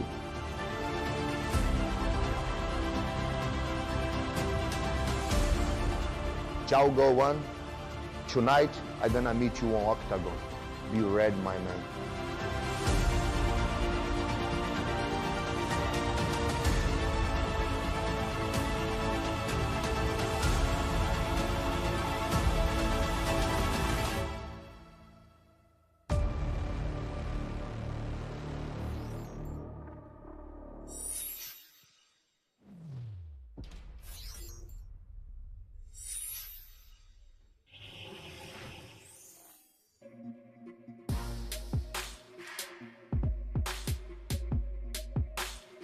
Here we go. This is the 7th fight of the evening and our co-main event. This is a featherweight clash. Making his way to the cage now from the blue corner, Leonardo Casotti da Souza, hailing from Espírito Santo, Colachina, Brazil. He's 32 years of age and now lives and trains full-time in Phuket at the Phuket Fight Club. Leo Casotti brings a bare-knuckle boxing win in his last fight to this JCK debut. He fights anyone, anywhere, anytime. In fact, he said that in his opening video. He's a BJJ purple belt, and 7 of his 9 wins in MMA were finishes, including slick calf slicers and knee bar wins. Casotti does work the body and use kicks very well, but the majority of his attacks are heavy punches, including spinning back fists, which we should watch for. You'll see tonight. The punches thrown by Casotti are meant to kill, extremely powerful and fast. It only takes one to end the night for his opponents. He will be giving up some reach in this fight, and that's a concern because he's facing a great striker in Zhao Guoan. Both guys are living and training hard in Thailand. There's so many great coaches at Phuket Fight Club where Leo Casotti trains. We expect nothing but fireworks in this fight. The final preparations are being made for the Brazilian as he prepares to showcase his talents here in JCK in his JCK debut. Really chill guy. We saw him in the warm-up room having a nap, and I was like, wow, you got a fight coming up and you can sleep? If it was me, I would just be a big ball of nerves. Also, as you mentioned, phenomenal beard. I wish I had beard genes like that, grow a beard like that. Leo Casotti steps into the cage for his JCK debut.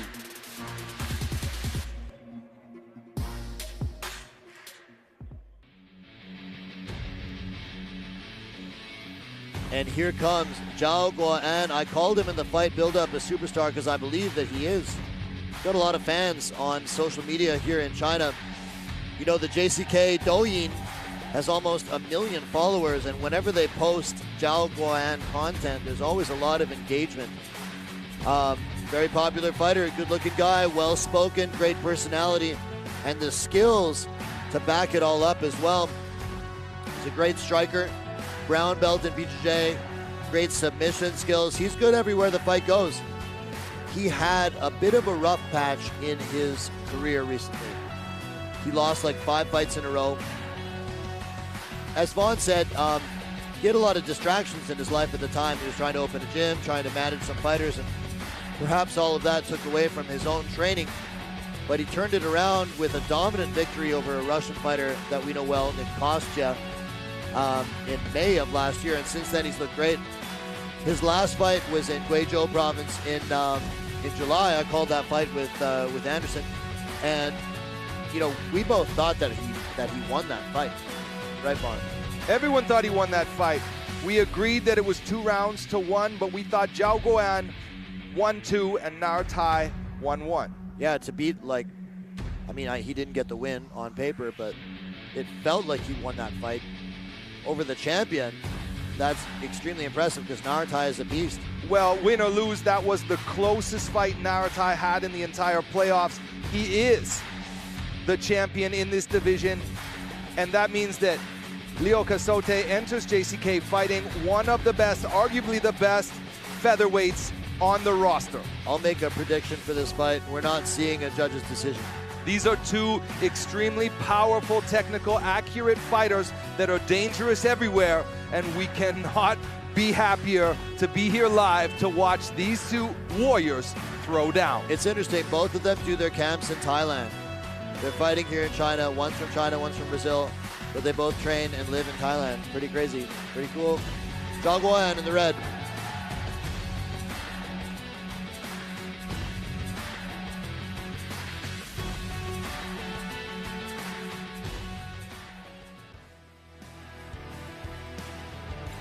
Looking now at the tail of the tape, and we see Zhao Guoan is 7 years younger than Casotti. Ladies and gentlemen, it's main event of this evening. This moment is truly all be waiting for. We are live in JCK Arena from Shanxi, China. A 3 rounds, 5 minutes mixed martial art contest. It's JCK MMA featherweight division. And now, the officials are ready. Fighters are in the octagon. Fighter fans, are you ready? For hundreds of attendees and meetings watching all around the world, are you ready? It's showtime! Introducing first, fighter at the blue corner, mixed martial artist, holding professional record, 14 fights, 9 wins, 5 losses. He stands 173 centimeters tall, weighing 146.6 pounds, age 32. Fighting out of Curitiba, Brazil, gets ready for the blue corner. I give you Leonardo Casotti. Now, introducing for his opponent, fighter at the right corner. He stands 181 centimeters tall, weighing 146.6 pounds, age 25. This man is kickboxer, holding professional record, 22 fights, 14 wins, 8 losses. Fighting out of Shandong, China. Let's welcome the Iron Blood real man. I give you Zhao Guoan.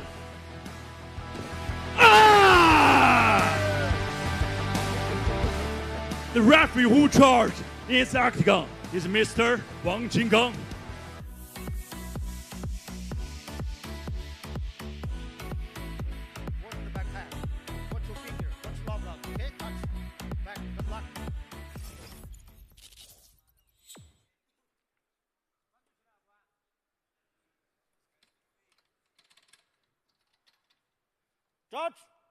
Judge, time.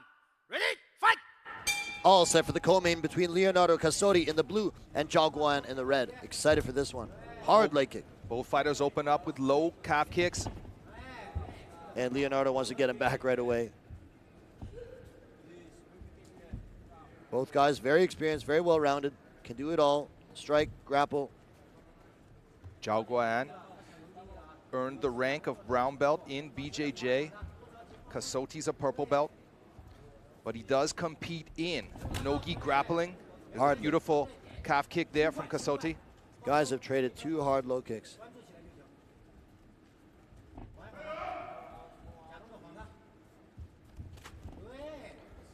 Nice teep to the body there by Zhao Guoan. A little bit more of... Oh, there's a hard swinging right then left from Casotti that backs up Zhao Guoan. Yeah, he's got these wild swinging hooks. Both fighters swapping leg kicks again. Shin to shin, that hurts. I was going to say these guys are a little bit more measured than I expected, because Leonardo is known to swang and bang with big looping hooks, and Zhao Guoan is no stranger to throwing down either. Another hard leg kick from Casotti. Zhao Guoan looking for the takedown. He makes a mistake there. Casotti's on top, trying to control here, looking for a submission. It looked like he was trying to wrap up like... Zhao Guoan gets back to his feet. Interesting attack choice there for Zhao Guoan. Yeah, he got reversed pretty easily, but he's out of danger now. They're back on their feet. There's a nice knee from Zhao Guoan as they disengage.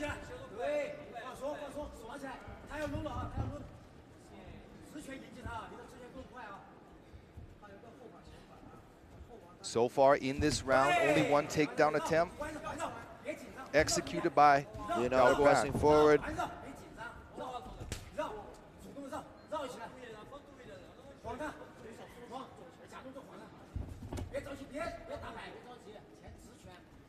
Casotti has an incredible arsenal of strikes, including spinning back fists and those wheel kicks.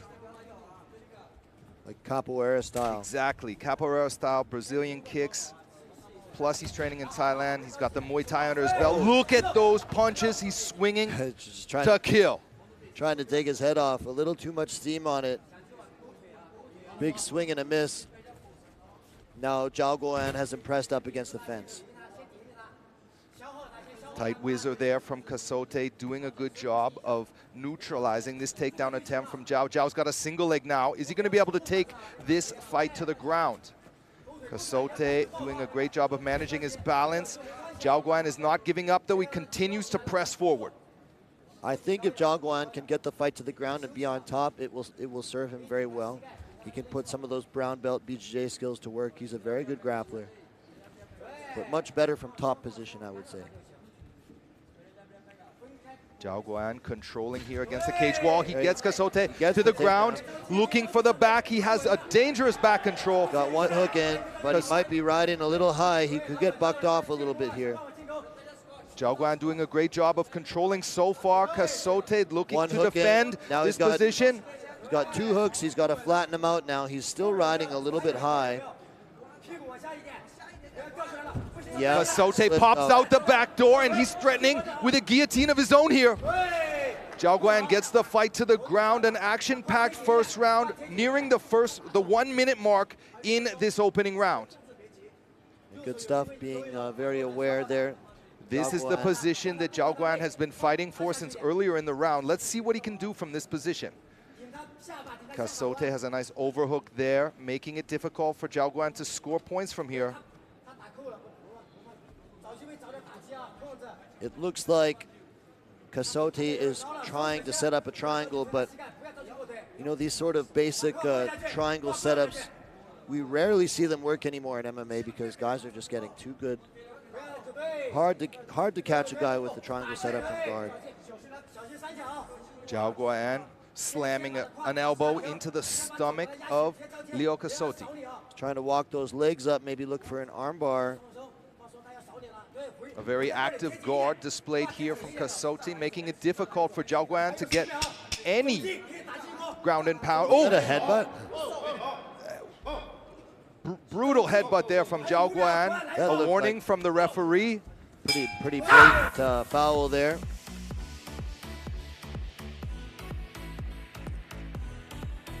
A first round of action has ended. We'll see a second round of action after the rest. What a crazy round. Yeah.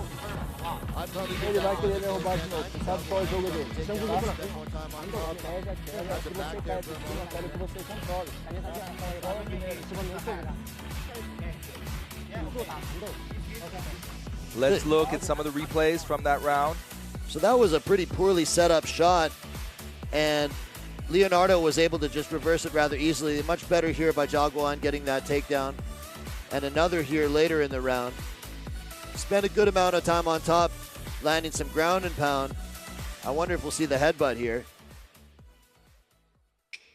Seconds up.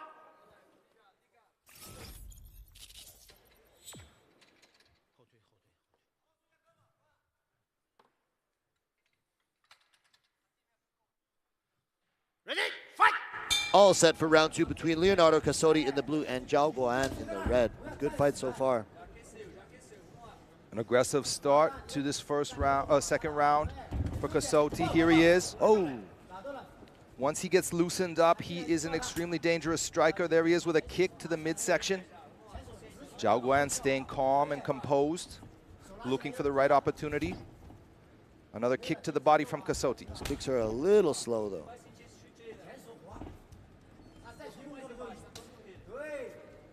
Zhao Guoan's striking not looking as polished as I remember in this fight.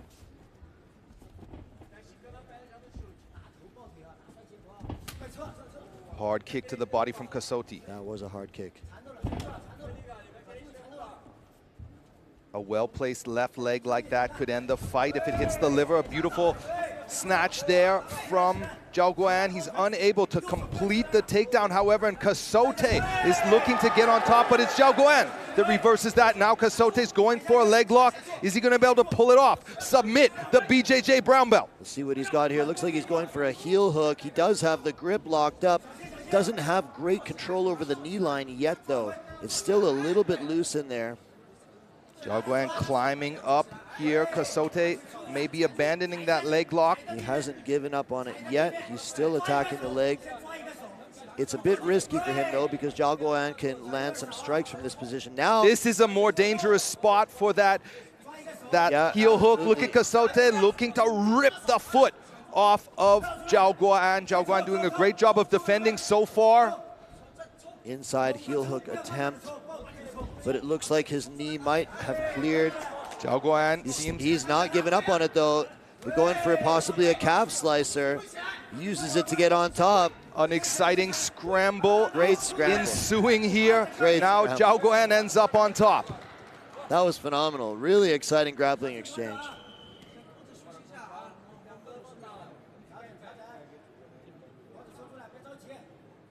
In those exchanges, would you say it is more tiring for the person attacking or defending? Attacking. Attacking when it comes to submissions. I think so too. Attacking when it comes to takedowns as well. In this position, however, it will be Casotti that has to spend more energy to fight off this top control.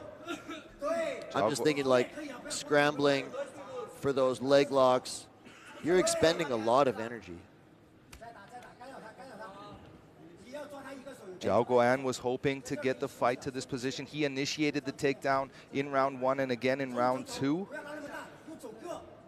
Yep, he looks to be the one in control here.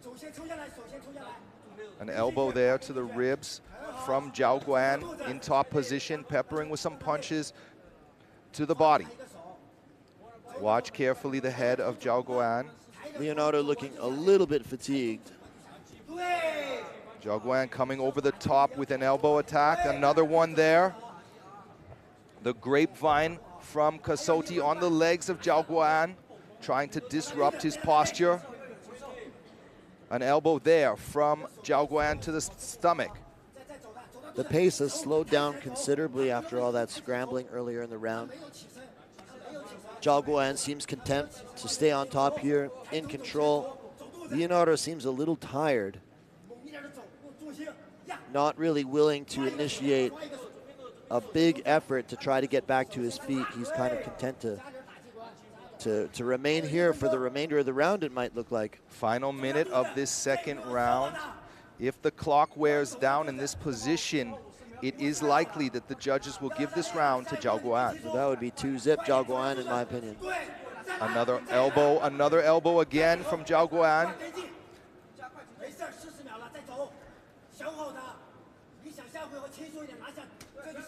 Another elbow there from Zhao Guoan. He knows what he's looking for. He's looking to exhaust the Brazilian fighter with elbows to the stomach. Casotti stays calm in this position. He's not burning any unnecessary energy. 20 seconds left in the round. He must be hoping to ride out this round and look to score big in round 3. Probably the wisest option. I mean, with 10 seconds left now, any sort of big energy expenditure. Threatening an armbar. We will see a third round between these two combatants. What an exciting grappling scramble earlier in this round, Andrew. Yep, 100%. That one heel hook attempt looked pretty close. He just didn't really have a good enough fight on. Mais hard, a gente sabe o que ele quer, entendeu? Mas não pode ficar por baixo ali, Léo. Se você cair por baixo, você tem que subir, tá? Mete o pé no quadril, mete o pé na cintura e sobe, tá bom? Vamos trabalhar. From round 2. Started off with some hard kicks to the body. Now here's where we got into these crazy scrambles. Leonardo was going for a heel hook here, but as you can see, the knee line was not controlled well enough. Still pretty loose in there, so no real threat of a break.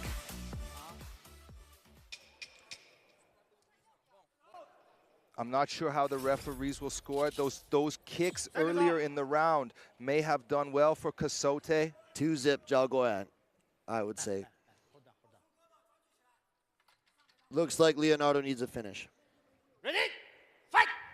Third and final round between Leonardo Casotti in the blue and Zhao Guoan in the red. A touch of gloves, a sign of respect by these two warriors.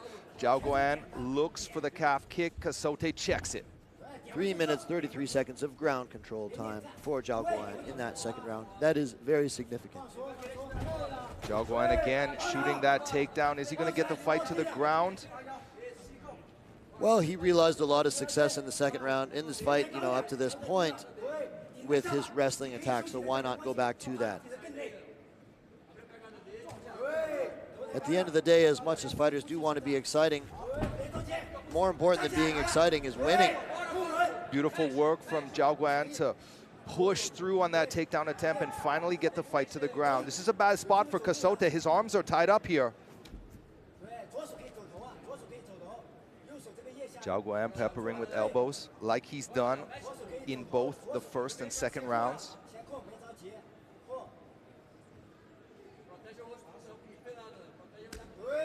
Zhao Guoan with a hard punch there to the ribs, followed up by an elbow to the face. Yeah, that arm is kind of trapped under Zhao Guoan's leg in an almost crucifix-like position, but from, Casotti looking for the sweep. Transitioning to potentially like a deep half guard position and now attacking the leg again. Again, the leg, the knee bar is there for him. This is a knee bar threat right here for sure. Look at that's on. Look at the grimace on the face of Casotti. Zhao Guoan is chill. Look at Zhao Guoan, he's just like almost accepting this position and smiling. He's like, go ahead, knee bar me. Zhao Guoan must be feeling the pain from this knee bar. Casotti is putting all his effort into finishing this submission. Zhao Guoan gets his leg free. That was gnarly, but he survives it. And now he's the one on the attack.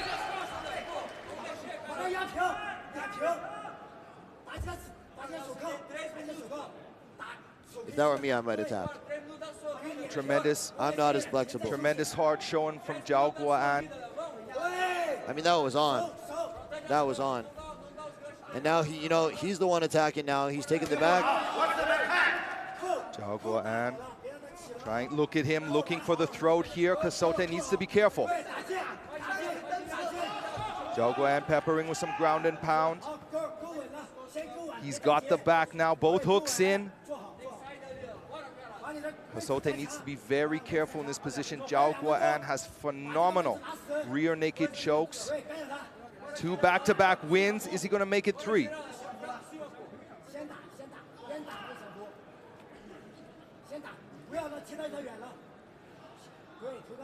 Final 2 minutes of this fight.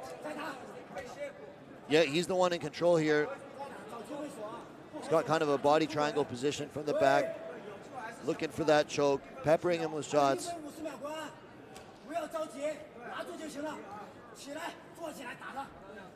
A difficult position to escape from. Casotti is doing a great job of fighting off the choke attempts. Now Zhao Guoan covering up the mouth, making breathing difficult. Oh man, Casotti. That's miserable in the 3rd round of the fight, breathing heavy. Guy's got your back with the body triangle covering your mouth.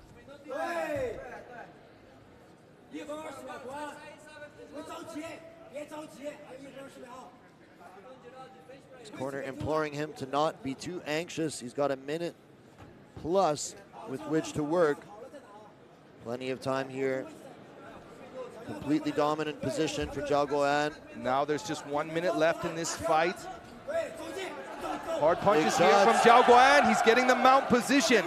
I mean, elbows now from Zhao. If he were able to finish him here, that would really make a statement. We saw Zhao Guoan have a really close fight with Narutai, the current champion, in his last fight. A fight which many people thought he won. Grinding elbows now from Zhao here inside the half guard. Coming off that performance, he's looking to make a statement tonight. And I think he really has done that. There's no quit in Casotti. Casotti now trying to get up from this bad position. He's got just a few seconds left to turn things around. It's all Zhao Guoan here with the last 10 seconds remaining in the 3rd round. Big elbows to the body. Finishing the round with brutal ground and pound on top. We'll go to the judges' scorecards to find out which of these 2 warriors has done enough.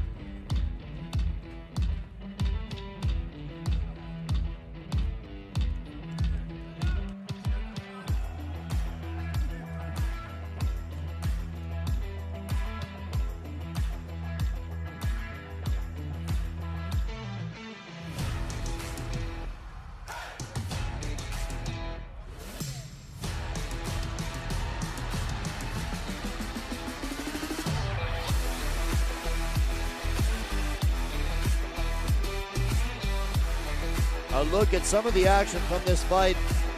Zhao Guoan rushing in a little bit with that shot. Wasn't able to get it, but later on in the fight showed his grappling dominance, taking his opponent down repeatedly, stifling him from the top with just relentless top control and ground and pound, looking for submissions, staying out of submissions himself. Great fight, great performance by Zhao Guoan. I believe he won 30-27. Vaughn, how are you scoring this one? I think Zhao Guoan has done more. There was some tough times and there was some near finishes there, like this knee bar. Zhao Guoan really toughed out that submission attempt.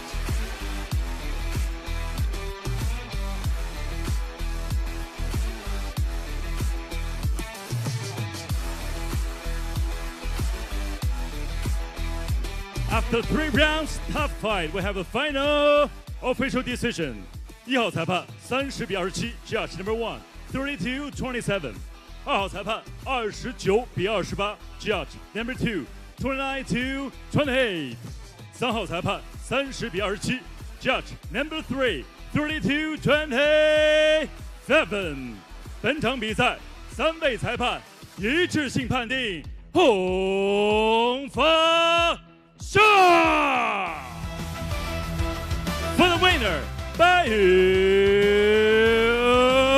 unanimous decision, win by point, presenting China, the red corner, the Iron Blood Real Man, Zhao Guoan.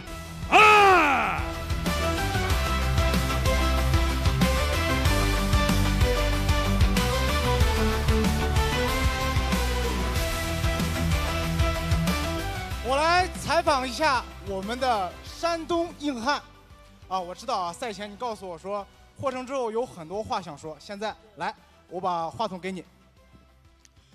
其实我接到这场比赛通知的时候，我伤还没好，但是我从小道消息听说，有很多个选手在避战他。他妈的，我就不服！我一边备战一边恢复我的伤，我就要干他。他是很强。 是很硬，但是中国人可以输，不能怂，所以这场比赛我接了，而且我打赢了。刚才啊，我看到这个有足跟钩和这个吸十字固的这个动作，我就感觉特别害怕，害怕你的膝盖受伤。刚才发生了什么？其实已经伤了，是的，那个吸十字已经有了，我听到了响声。 但是，这是我们的主场，我不能拍。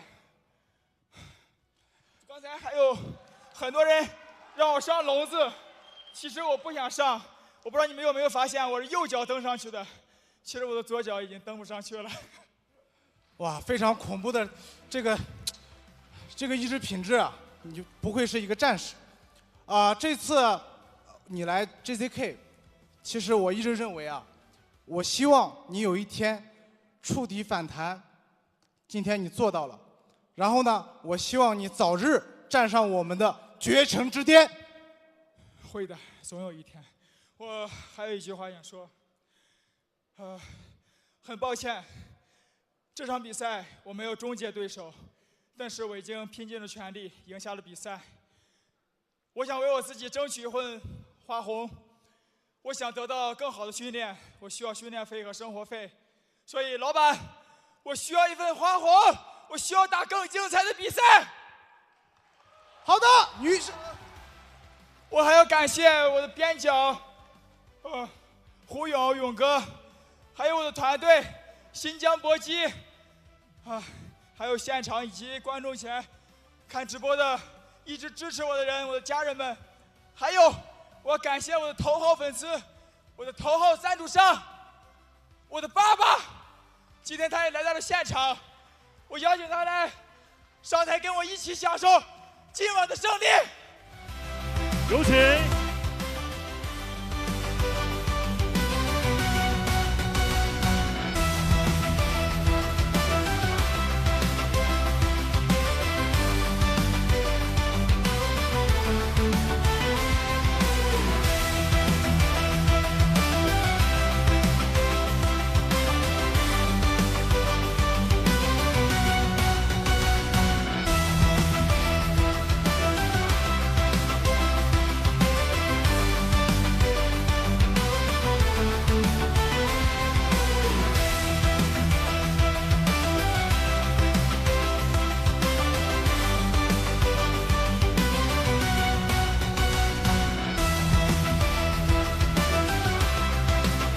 女士们、先生们，掌声送给来自于齐鲁大地的铁血真汉子赵国安。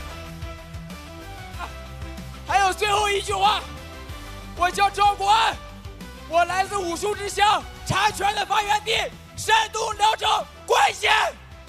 女士们、先生们，掌声送给山东硬汉赵国安。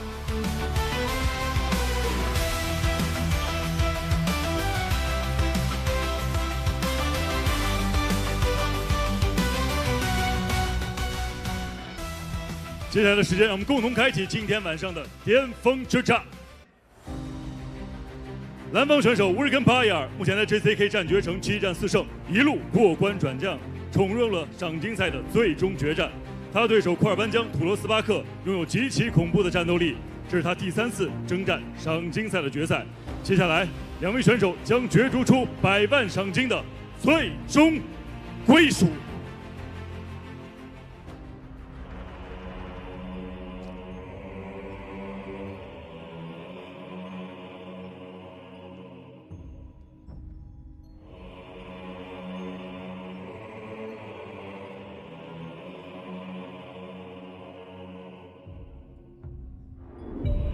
An action-packed title fight worthy of $1 million RMB bonus.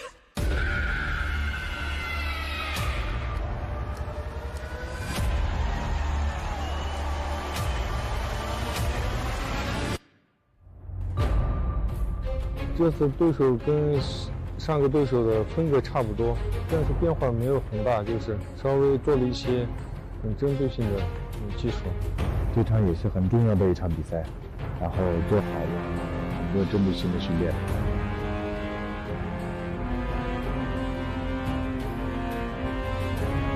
阿胡安，这是你梦寐以求的比赛，恭喜！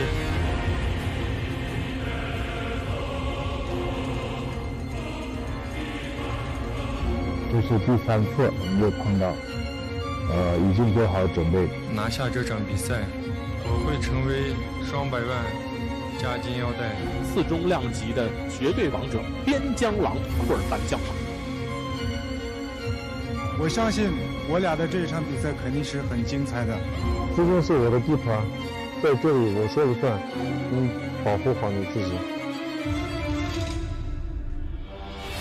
库尔班将给大家留下的印象，人狠话不多，在八角笼当中这个4中量级一直是展现自己的一种王者之气，没有太多的语言，但是他总是能够在八角笼当中用自己的拳头去证明自己的实力。巴亚尔很强，他很倔强，我觉得这个可能就是潜藏在蒙古战士基因当中的那种民族的骄傲。Urgenbayar，我希望你准备好，不然你又会受伤。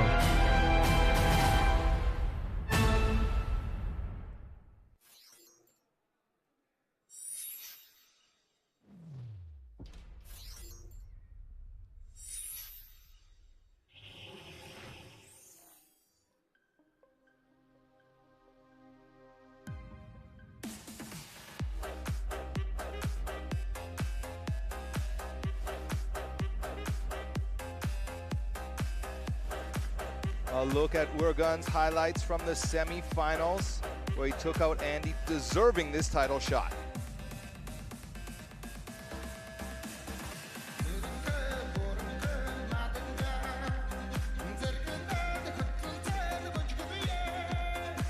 There he is, Urgenbayar, looking confident, looking excited and happy for this opportunity.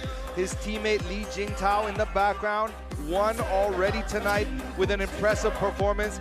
If Urgenbayar has improved as much as Li Jingtao has under the new instructions from his team in Tianjin, we can expect a very dangerous threat to Kuerbanjiang. Great fighter, really coming into his own. 35 years old, you know, now's the time. Now's the time to make a run at the title, to win this million. Hailing from Inner Mongolia, a Sanda specialist with an ever-growing, dangerous grappling game. Urgenbayar has faced tonight's opponent, Kuerbanjiang, twice, going 1-1 in those matchups. First, in a ringed event in 2019, where he KO'd Kuerbanjiang in round 1. Kuerbanjiang is a cage wall expert, and he does better in events where there's a cage wall. We've noticed that. Urgenbayar could choose to fight this out in the middle of the cage and avoid the cage wall. That is definitely what we are expecting him to do. Look at the crowd. His ethnic Mongolian entourage has arrived to support him here in Shanxi. Yeah, that's awesome to see. He's got a lot of support here. Brought a big entourage with him. As mentioned, these two fighters have gone 1-1. The first encounter, a round 1 knockout from Urgenbayar in the second matchup. Kuerbanjiang got the better of Urgenbayar with a savage slam, with a heavy shoulder drop into the liver area, TKOing Urgenbayar. He looked like he was in so much pain, but he made it to the second round. Kind of two different stories to that. Urgenbayar maintains that he was just injured as a result of like bad luck. Whereas Kuerbanjiang was like, no, I slammed you. I caused you to be injured. That's just a TKO. But Urgenbayar is confident because in their first fight, he knocked out Kuerbanjiang in less than a minute. So, you know, that's got to be playing on his mind here. Well, not only that, Urgenbayar has grown tremendously since that fight. We saw him submit Jalasa and then take a decision win over Andy in a match where much of the action took place on the ground. And Urgenbayar demonstrated tremendous, well-rounded skills, outclassing Andy, who's a striking expert on the feet, then beating him against the cage wall, getting him down to the ground and mauling him on the ground while controlling well. If he can fight like that against Kuerbanjiang tonight, we could see a changing of the guard. Kuerbanjiang looking to win $1 million renminbi again. He's done it before. But first he must get past Urgenbayar.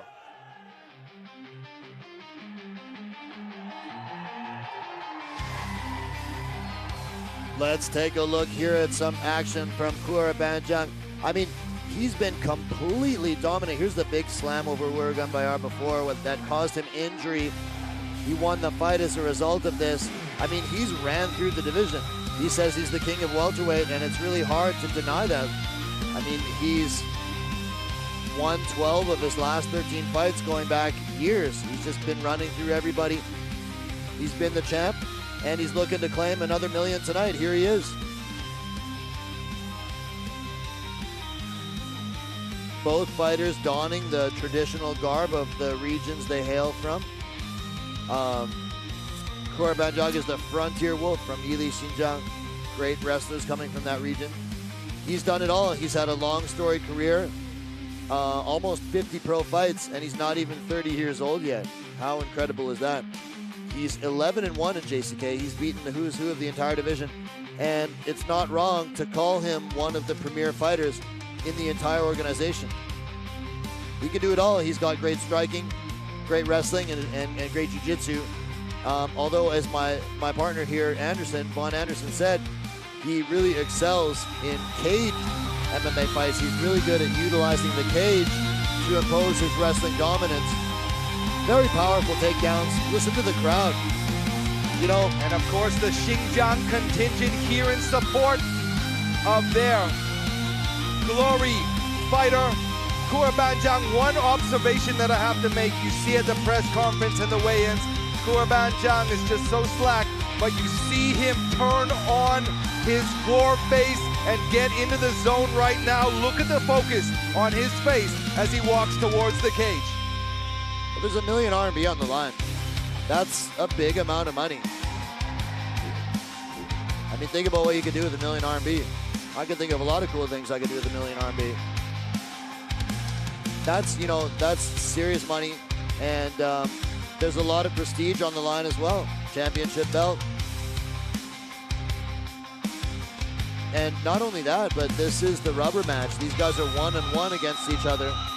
And they have like this opportunity now to settle the score. Who is the better fighter? We're gonna find out. And there's a belt on the line and $1 million RMB as well, so all the better. It doesn't get much better than that.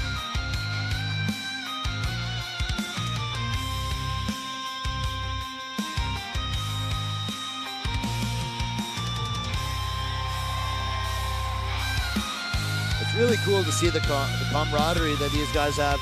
You can tell there's so much like brotherly love and support for each other with their team.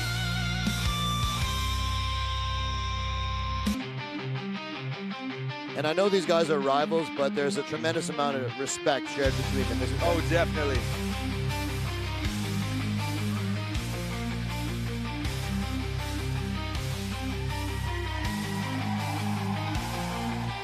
There he is, former tournament champ and current belt holder, Kuerbanjiang, goes through the final inspection before he guns to take out the very dangerous Urgenbayar and leave with the million renminbi that's on the stage behind him. That's right, folks, that million renminbi is on the stage in cash, and one of these warriors will walk out with that cash tonight.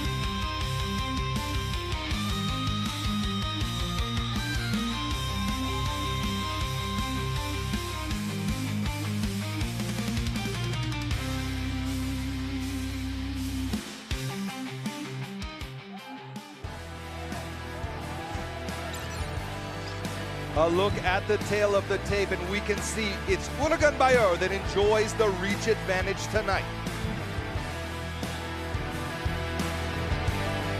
本场 JCK MMA 次重量级100万赏金的巅峰之战，蓝方选手身高182公分，臂展191厘米，体重76.30公斤，年龄35岁，来自于任永胜综合格斗俱乐部 ，MMA 综合格斗战绩22战15胜7负 ，JCK 战决胜战绩7战4胜3负。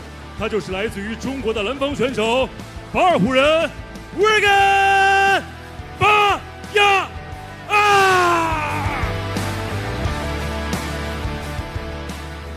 本场比赛，红方选手身高177公分，臂展178厘米，体重77公斤，年龄29岁，来自于哈尔滨龙云综合格斗俱乐部 ，MMA 综合格斗战绩29战25胜4负 ，JCK 战决胜战绩12战11胜1负。他就是现役 JCK 次重量级金腰带的拥有者，边疆狼 The Fountainer Wolf Kuerbanjiang。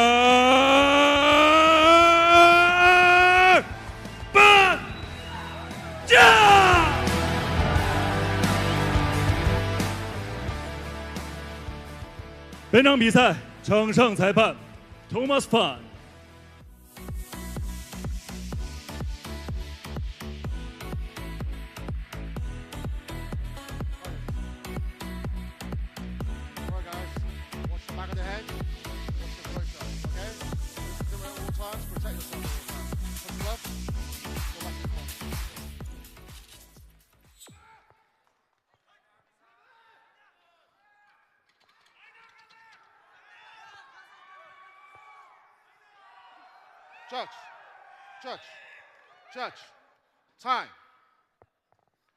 You ready? You ready? Fight!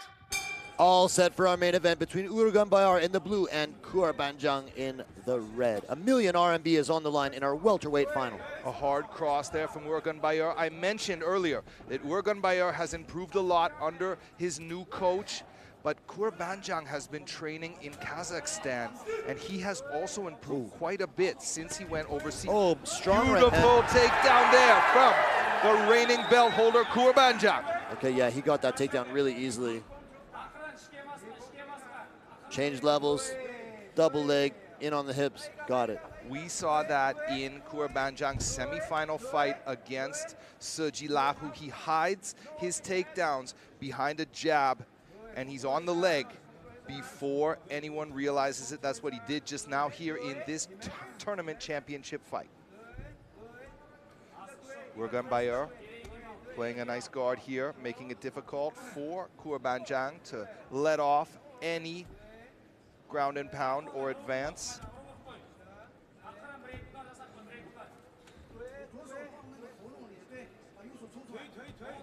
Looks like Urgenbayar is thinking about an armbar. Guys are nice and dry now, so, you know, it's probably the best time in the fight to go for something like that. As soon as things get sweaty, it's a lot harder to hit a move like that. Thinking about a triangle, perhaps, but I'm sure Kuerbanjiang is well aware.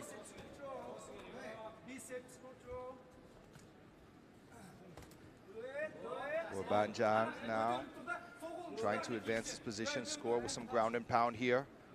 Guoan continues to make it hard for the former tournament champion. Both these guys have fought each other. They've fought each other twice. They've each won one apiece. One of those fights ended in the first round. The other ended in the second round. This is a tournament final. That means it's a 5-round fight, but will it go the full 5 rounds? Only Kuerbanjiang has experienced that championship 4th and 5th round. If it gets that far, he will have the advantage of experience in this match. Some fight trivia. Kuerbanjiang has fought a couple of UFC stars, Carlos Prates and Muslim Salikov. Nice short little elbow from Urgenbayar.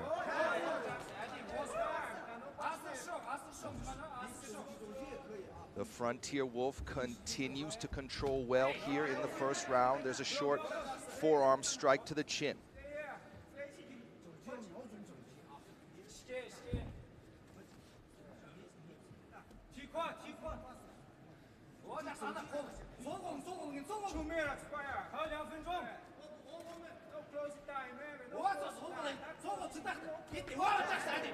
Nice elbow there from Kuerbanjiang. Minimal damage perhaps, but still you got to give the advantage so far in this round to Kuerbanjiang. He's landed a couple pretty strong short elbows there.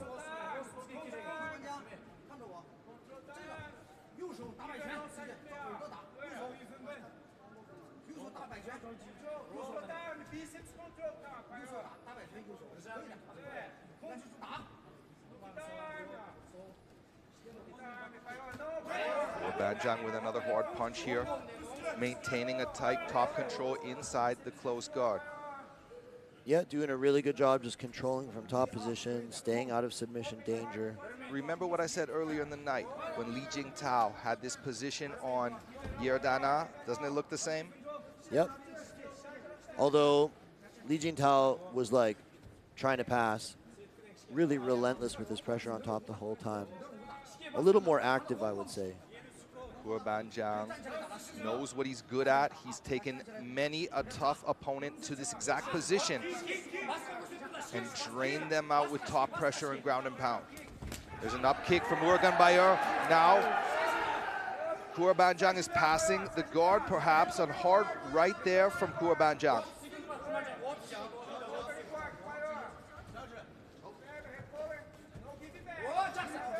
Urgenbayar trying to escape out the back door here, but Kuerbanjiang wise to it, staying on top, using that whizzer there to keep him on his back. A scramble here. There's the clapper. The clock is running down here in this first round. Kuerbanjiang looking to score as many points as he can before the end of the round. Strong finish to the end of the round by Kuerbanjiang.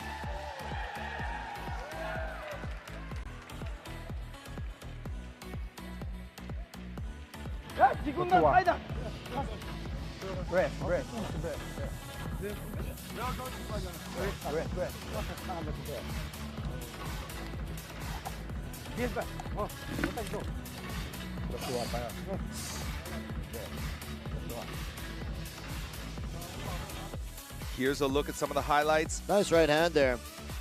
But Kuerbanjiang able to level change under it and take him down, and that's where we spent the rest of the fight. The rest of the round, excuse me, with Kuerbanjiang on top, landing ground and pound. Some up kicks there by the end of the round, and some more hard punches from Kuerbanjiang. Potentially 4 more rounds of action to go.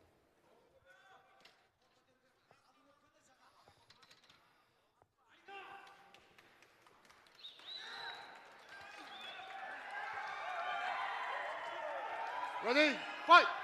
All set for round number 2 between, whoa, that was a fast shot by Kuerbanjiang. Ooh, looked like Urgenbayar was looking to touch gloves. Kuerbanjiang is not messing around with his chance to take home that million RMB sitting on the cage. Goes right for the takedown and gets it. This is a bad spot, a bad start for Urgenbayar in this second round. Well, I think he saw how easily he got the takedown in the first round, and he's like, I'm just gonna go right back to that. Why not? Winning strategy.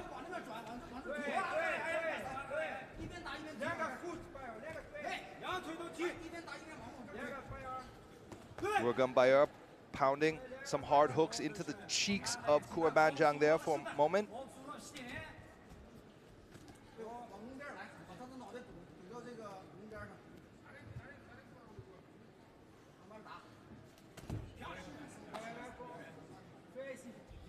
So far, pretty much just a repeat of the first round. Double leg shot, takedown, top control. Some ground and pound, but nothing, nothing too serious yet.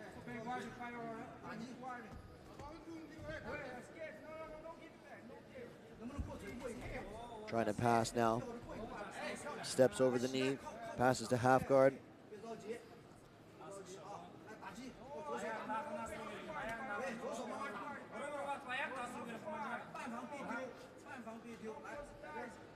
Keeping really tight to him, not giving him a lot of room. Urgenbayar trying to move his hips, gets back to closed guard, well, full guard, excuse me. It's an open full guard. Closed now.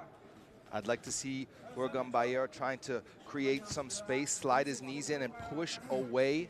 He's not going to win this fight from his back, I don't believe. No, I mean, I don't think you're going to catch a good grappler like Kuerbanjiang with, you know, triangles and arm bars from guard. And as long as you stay here, you're losing. So I agree. I think he should try harder, if possible, to get back to his feet. Or at least use the elbows here. Try to cut, try to get a TKO win, perhaps. This is Kuerbanjiang's world. Nice shot there.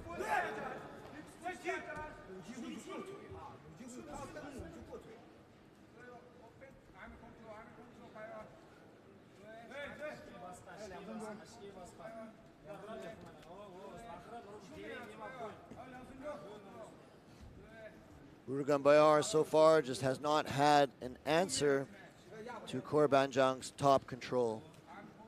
He hasn't taken a lot of damage, but he's not been able to get off any offense of his own.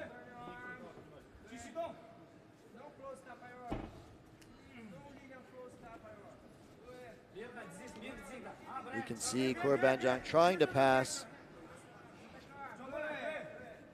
To his credit, he is trying to actively improve his position.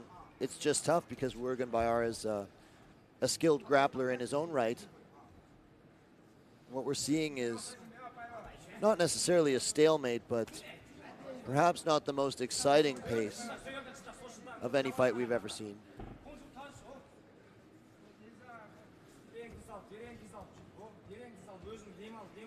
Hard to believe that Kuerbanjiang is not even 30 yet. He's had like 50 fights. A very active fighter. He's gone up and down, had highs and lows throughout his career. Overall, in JCK, has looked very dominant. 11-1.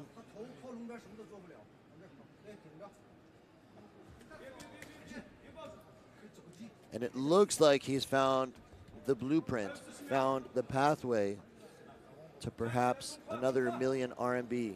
I mean, it's obviously too early to say for certain, but so far he's been able to take down and control Urgenbayar rather easily.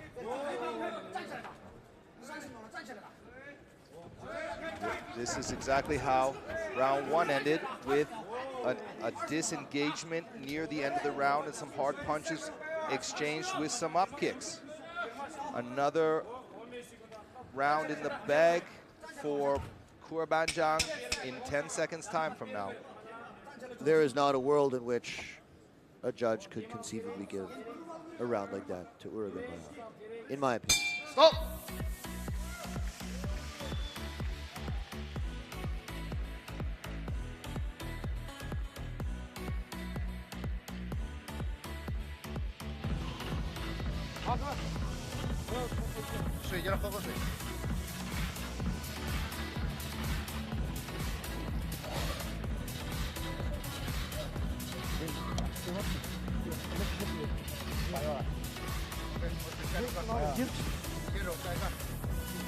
Start to desire. Here's a look. There it is. Before any strikes could be exchanged, Kuerbanjiang has shot the takedown and taken Urgenbayar to the ground. And it was almost an identical round to the first round. How fast do you think he's going to shoot in the third? I'd like to see Urgenbayar. At least you got to understand that that's the plan. How many times have you seen Kuerbanjiang fire a head kick or a flying knee? It's just not going to happen. He's going to throw feint punches, go for the takedown, keep the hips low, get that knee ready. Kuerbanjiang also has great single legs. Oh! That was a kick to a downed opponent, perhaps. Referee Thomas Fan calls a break in the action.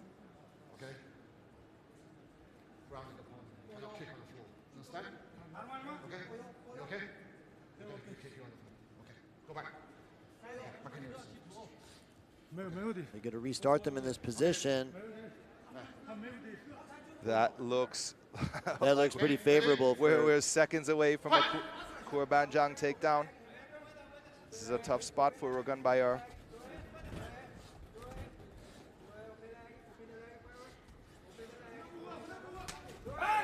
Urgenbayar lands a knee there. He's doing a good job staying on his feet so far. We'll see how long it lasts. There he's got the double leg. He's gonna pick him up perhaps. Yep. Kind of a repeat. Fortunately no injury this time. Big slam ended their last encounter. So this time it took just over a minute for Kuerbanjiang to get the fight to the ground. Here we are in a very familiar position. It's where the majority of the fight has taken place up to this point.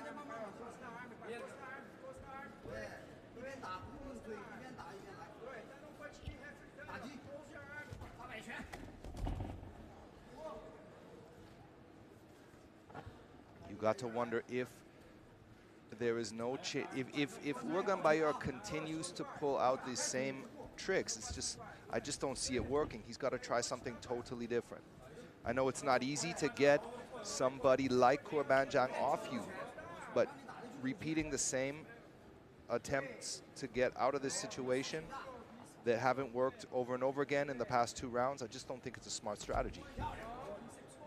I think it's probably necessary to take more risks and open your guard up more, maybe invite him to try to pass, and in that scramble, in that moment, try to make something work and try to get up to your feet. It is inherently more risky to take an approach like that, but what's the alternative? Stay here and get controlled and lose another round? If Urgenbayar has a chance to win this fight, it is certainly not from bottom position. He's got a knee in now. That's at least better than what he's been able to do for most of this fight. Kuerbanjiang slides past that knee and is back in the close guard, scoring with some punches.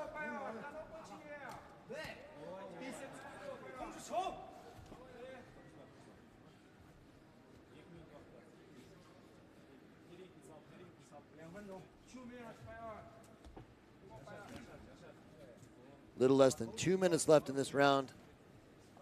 Each round playing out seemingly like the one before it. Same sort of blueprint. Level change, takedown, top control, ground and pound. Rinse, wash, repeat. It's a winning strategy for Kuerbanjiang. Urgenbayar using the forearm there against the throat, trying to pry Kuerbanjiang's face up, create some space. There's Kuerbanjiang with an elbow to the ribs.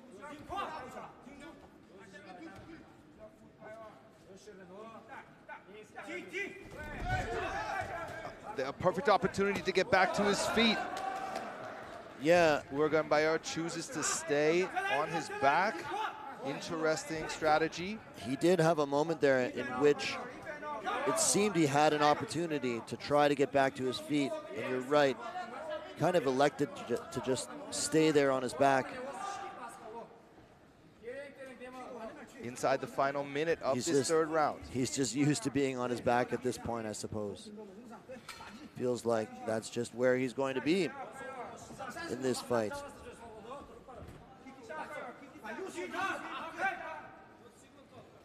Hard to say what he could do differently, because Kuerbanjiang has been able to take him down so easily in each round that I don't see there being like any one little adjustment that he could make that would suddenly result in him being able to defend all these takedown attempts. Well, if it's a guarantee that he's going to get taken down if he stands up and strikes, maybe he could elect to shoot the takedown himself. Maybe he could get a takedown on Kuerbanjiang. I doubt it, but it's worth a shot. Or you know what I'm thinking? What about timing one of those shots with a knee? Well, that was a suggestion I made earlier in the broadcast. I think Urgenbayar could lower his hips and at least get ready for the shot. Because whether it's from a body lock or in the center of the cage, it always ends up around the knees. So his head he's got to do that level change. Time the shot with an uppercut or a knee. Here's the replays. He wasn't really able to get off any offense. Oh, that was the low, the kick to a grounded opponent. Big lift, big slam, very similar to their last fight. Fortunately, there was no injury on this one. Not a whole lot of action in that round. Let's see if Urgenbayar can pull something out of the fire in the championship rounds, getting ready for the fourth round here. Go back. Ready? Fight! A lot of support for either fighter here as we get set for our fourth round. Urgenbayar in the blue, backed up immediately. There's the shot.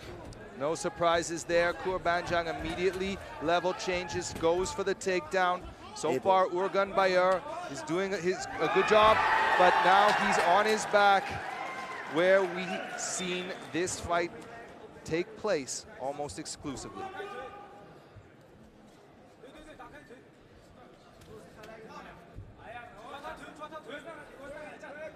Urgenbayar threatening here with a triangle. Too sweaty. At this point in the fourth round, an expert in this position, which Kuerbanjiang is. You know he's been training how to defend and escape every submission attempt from this position. Well, submissions from guard in MMA are just becoming increasingly rare because the level of grappling as a whole has improved so much that it's just hard to catch good grapplers with submissions from guard these days.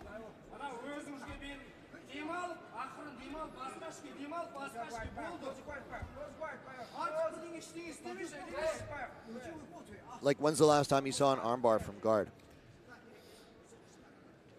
Pretty darn rare. Triangle from guard, pretty rare. Urgenbayar still doing what he can in this fight, still hoping to win. You can believe that the only way that's happening now is by knockout or submission. Oh yeah, he's down on the scorecards 100%. Passes to half guard. Kuerbanjiang has never really been able to fully pass the guard in this fight so far. He's passed to half guard a couple times. If he has passed to side control, it was only very briefly. So, I mean, Urgenbayar is definitely, you know, he definitely has some defensive grappling chops, but it hasn't been enough. The discrepancy in wrestling ability has been the most glaring thing in this fight so far. It's what's deciding the fight. We can see Kuerbanjiang using the instep of his foot to try to force this pass. And as he does, Urgenbayar bridges. A little break in the action here. Initiating a scramble. Kuerbanjiang is content to stay in either the full or half guard. I think that's where he feels safest. But we just end up in a very similar, very familiar position here. Bottom half guard. Urgenbayar is pretty flat on his back. Not good for escaping. He should try to get on his side as much as possible. Easier said than done when you have a big, strong guy who's a good grappler on top of you, trying to flatten you out, trying to pass your guard. punching you and elbowing you in the face as well. These short little shots, not really a threat for ending the fight, but they add up.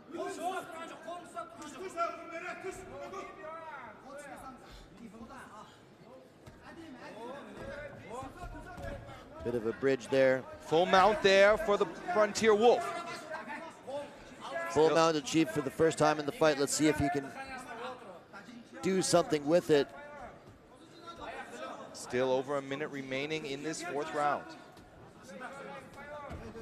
Big shot there. Couple of big right hands landed. Kuerbanjiang needs to balance this delicate balance between control and creating enough distance to strike with force. Yeah, that's it. If you posture up and just throw caution to the wind, you allow your opponent an opportunity to potentially initiate an escape. Here's an armbar. Oh, he gets the tip! Lightning quick armbar. A million RMB richer. Kuerbanjiang. Incredible performance.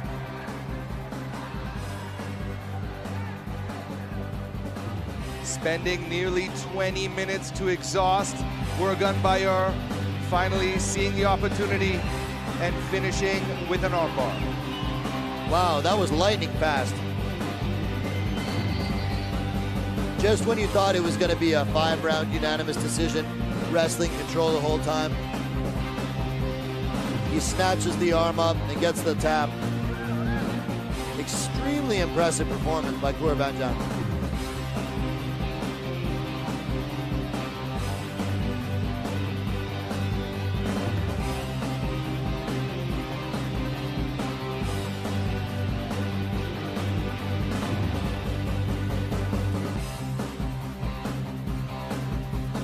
Let's take a look at the replay.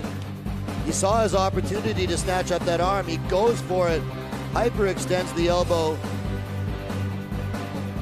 and that was all she wrote. That was super fast, extremely impressive by the reigning champ.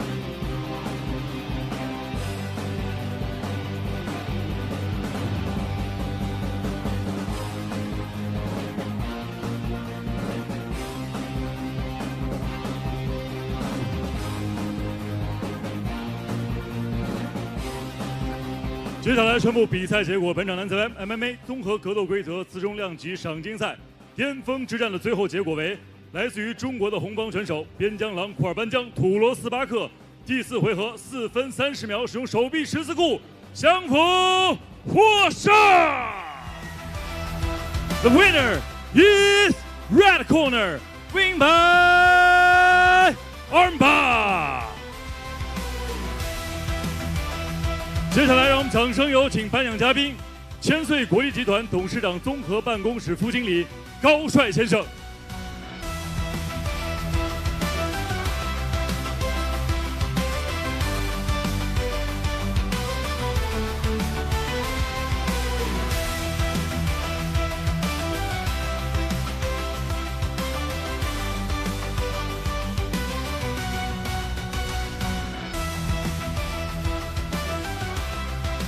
感谢颁奖嘉宾，感谢双方选手出色的表现，谢谢。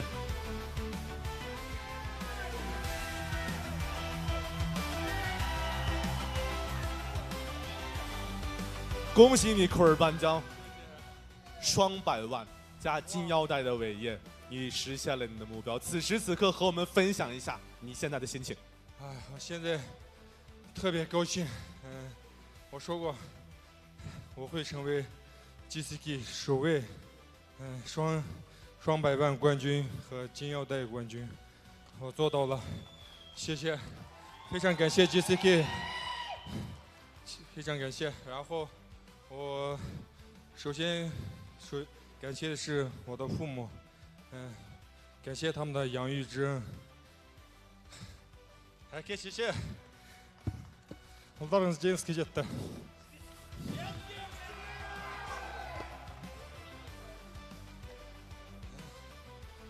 然后感谢我的团队，我的老师江云老师，感谢您的培养，您的栽培，感谢我的龙云格斗团队，非常谢谢。然后感谢这次给我备战的哈萨克斯坦的萨克팀团队，сақтағы ағайдар, дәулет ағай, асқат ағай, берік ағай, дидар ағай, құрманжан жеңіске жетті. Мына жеңіс сіздердің арқаларыңызда келді. Одан кейін маған көмектескен сақтемдағы жігіттер Абылай, Әли, Абдырахман, Нұрғанат, Медғат бәрдеріңізге. Одан кейін Қастер бауырым, Ержат бауырым, сендерге рахмет.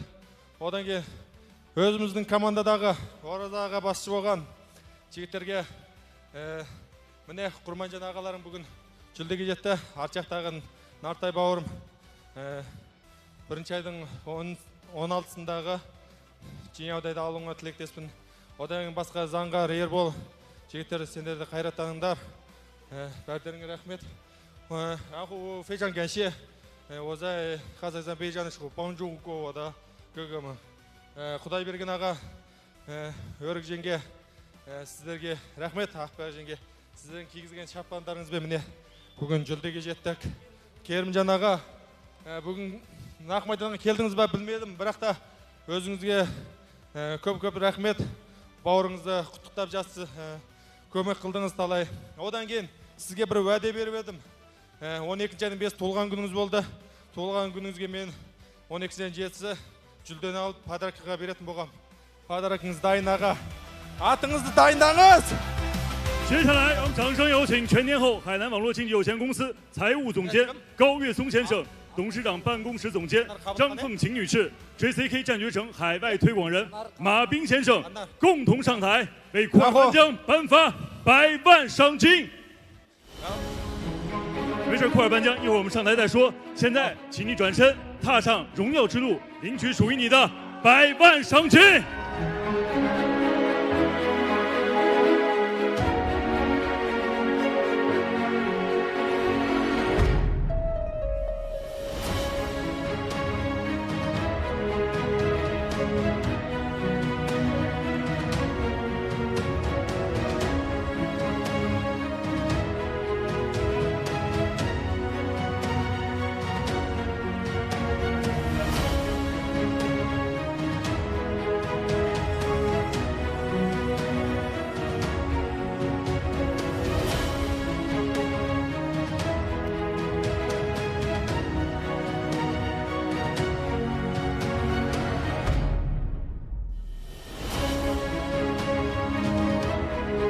有请我们3位嘉宾为库尔班江颁发100万赏金。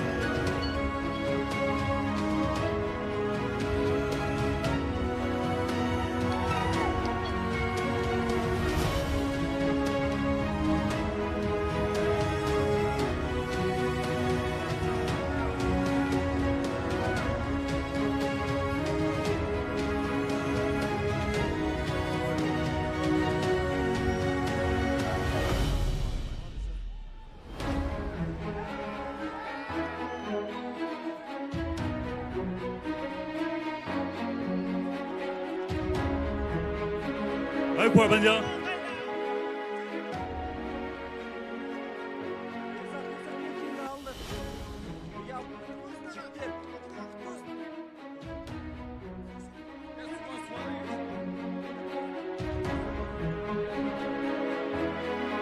库尔班江。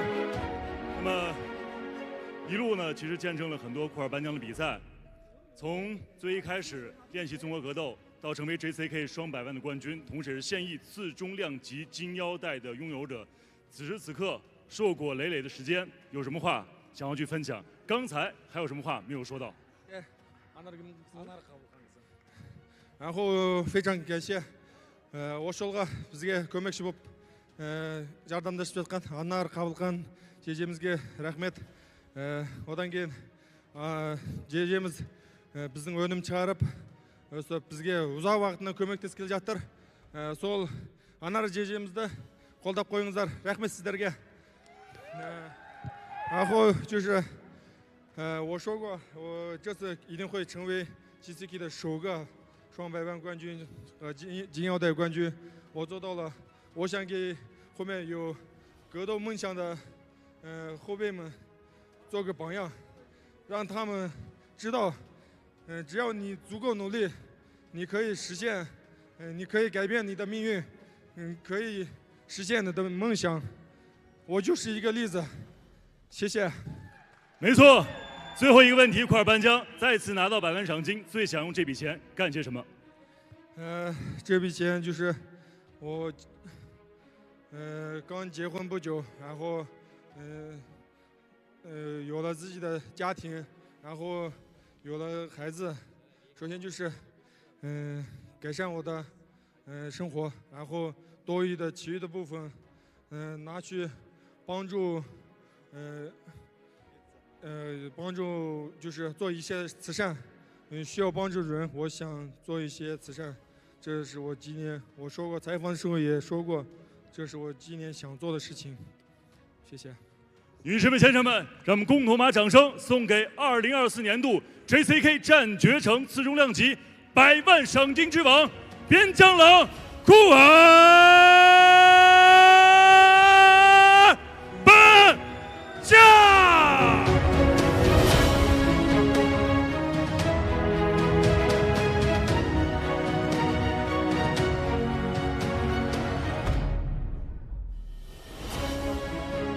接下来，请库尔班江和他的团队回到座位上去享受属于你们的甜蜜时刻。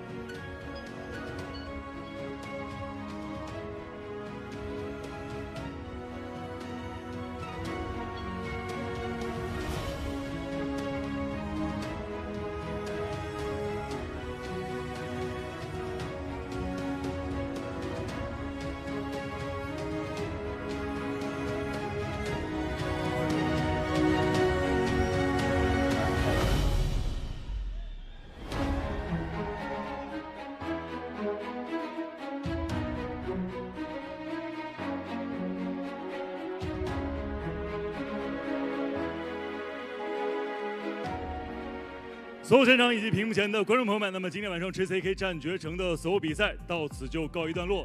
再次感谢我们的官方合作媒体咪咕视频、抖音、腾讯新闻、新华网、深圳电视台体育健康频道、辽宁移动、贵州新媒体、宁夏新媒体、TCL 互联网电视、虎牙直播、快手、格斗迷以及毛江1953的大力支持。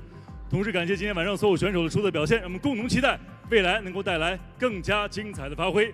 接下来，让我们共同通过大屏幕了解一下今天晚上所有参赛选手他们的获胜信息。复赛方面，轻量级的比赛，阿曼乌尔列伍 TKO 对手获得比赛胜利；银量级，杨志通过断头台降服对手。那么正赛方面，雏量级的比拼，阿扎特别克科德尔 TKO 对手；雏量级，杨逸轩通过分歧判定获胜；羽量级，李金涛通过一致判定获胜。那么轻量级，阿伊别克卡丹 KO 对手获得比赛胜利。那么今天晚上的联合主赛，铁血真汉子赵国安通过一致判定战胜来自于巴西的悍将。那么今天晚上次重量级100万赏金的最终决战，边疆狼库尔班江土罗斯巴克第4回合使用手臂十字固成功降服对手，斩获100万赏金。那么在12月28日将会迎来 JCK 战绝城龙斗赏金挑战赛双量级的100万赏金之夜。头条主赛，艾利穆拉特别克对阵毕德利亚；联合主赛，尚志法对阵小雄狮蔡雄雄。那么银量级和轻量级同日上演大决战。那么同时呢，正赛方面，布霍尤嘎对阵扎云丁苏莱曼诺夫，沙买提沙纳提对阵乌米琼穆萨耶夫，阿卜杜拉赫曼法兹罗夫对阵 Alexander 齐里亚诺夫。那么同时呢，复赛方面，张玉鹤对阵阿利别克塞达季姆，海莱尔克对阵杨新强，乌雷伊夫大战李恒远。在此也诚挚邀请屏幕前的诸位持续锁定我们的官方网站3w.jckmma.com 以及微信公众账号以及官方抖音号，了解最新赛事资讯的更新。再次感谢现场以及屏幕前的诸位今天晚上整晚的陪伴。最后祝大家晚安，再见。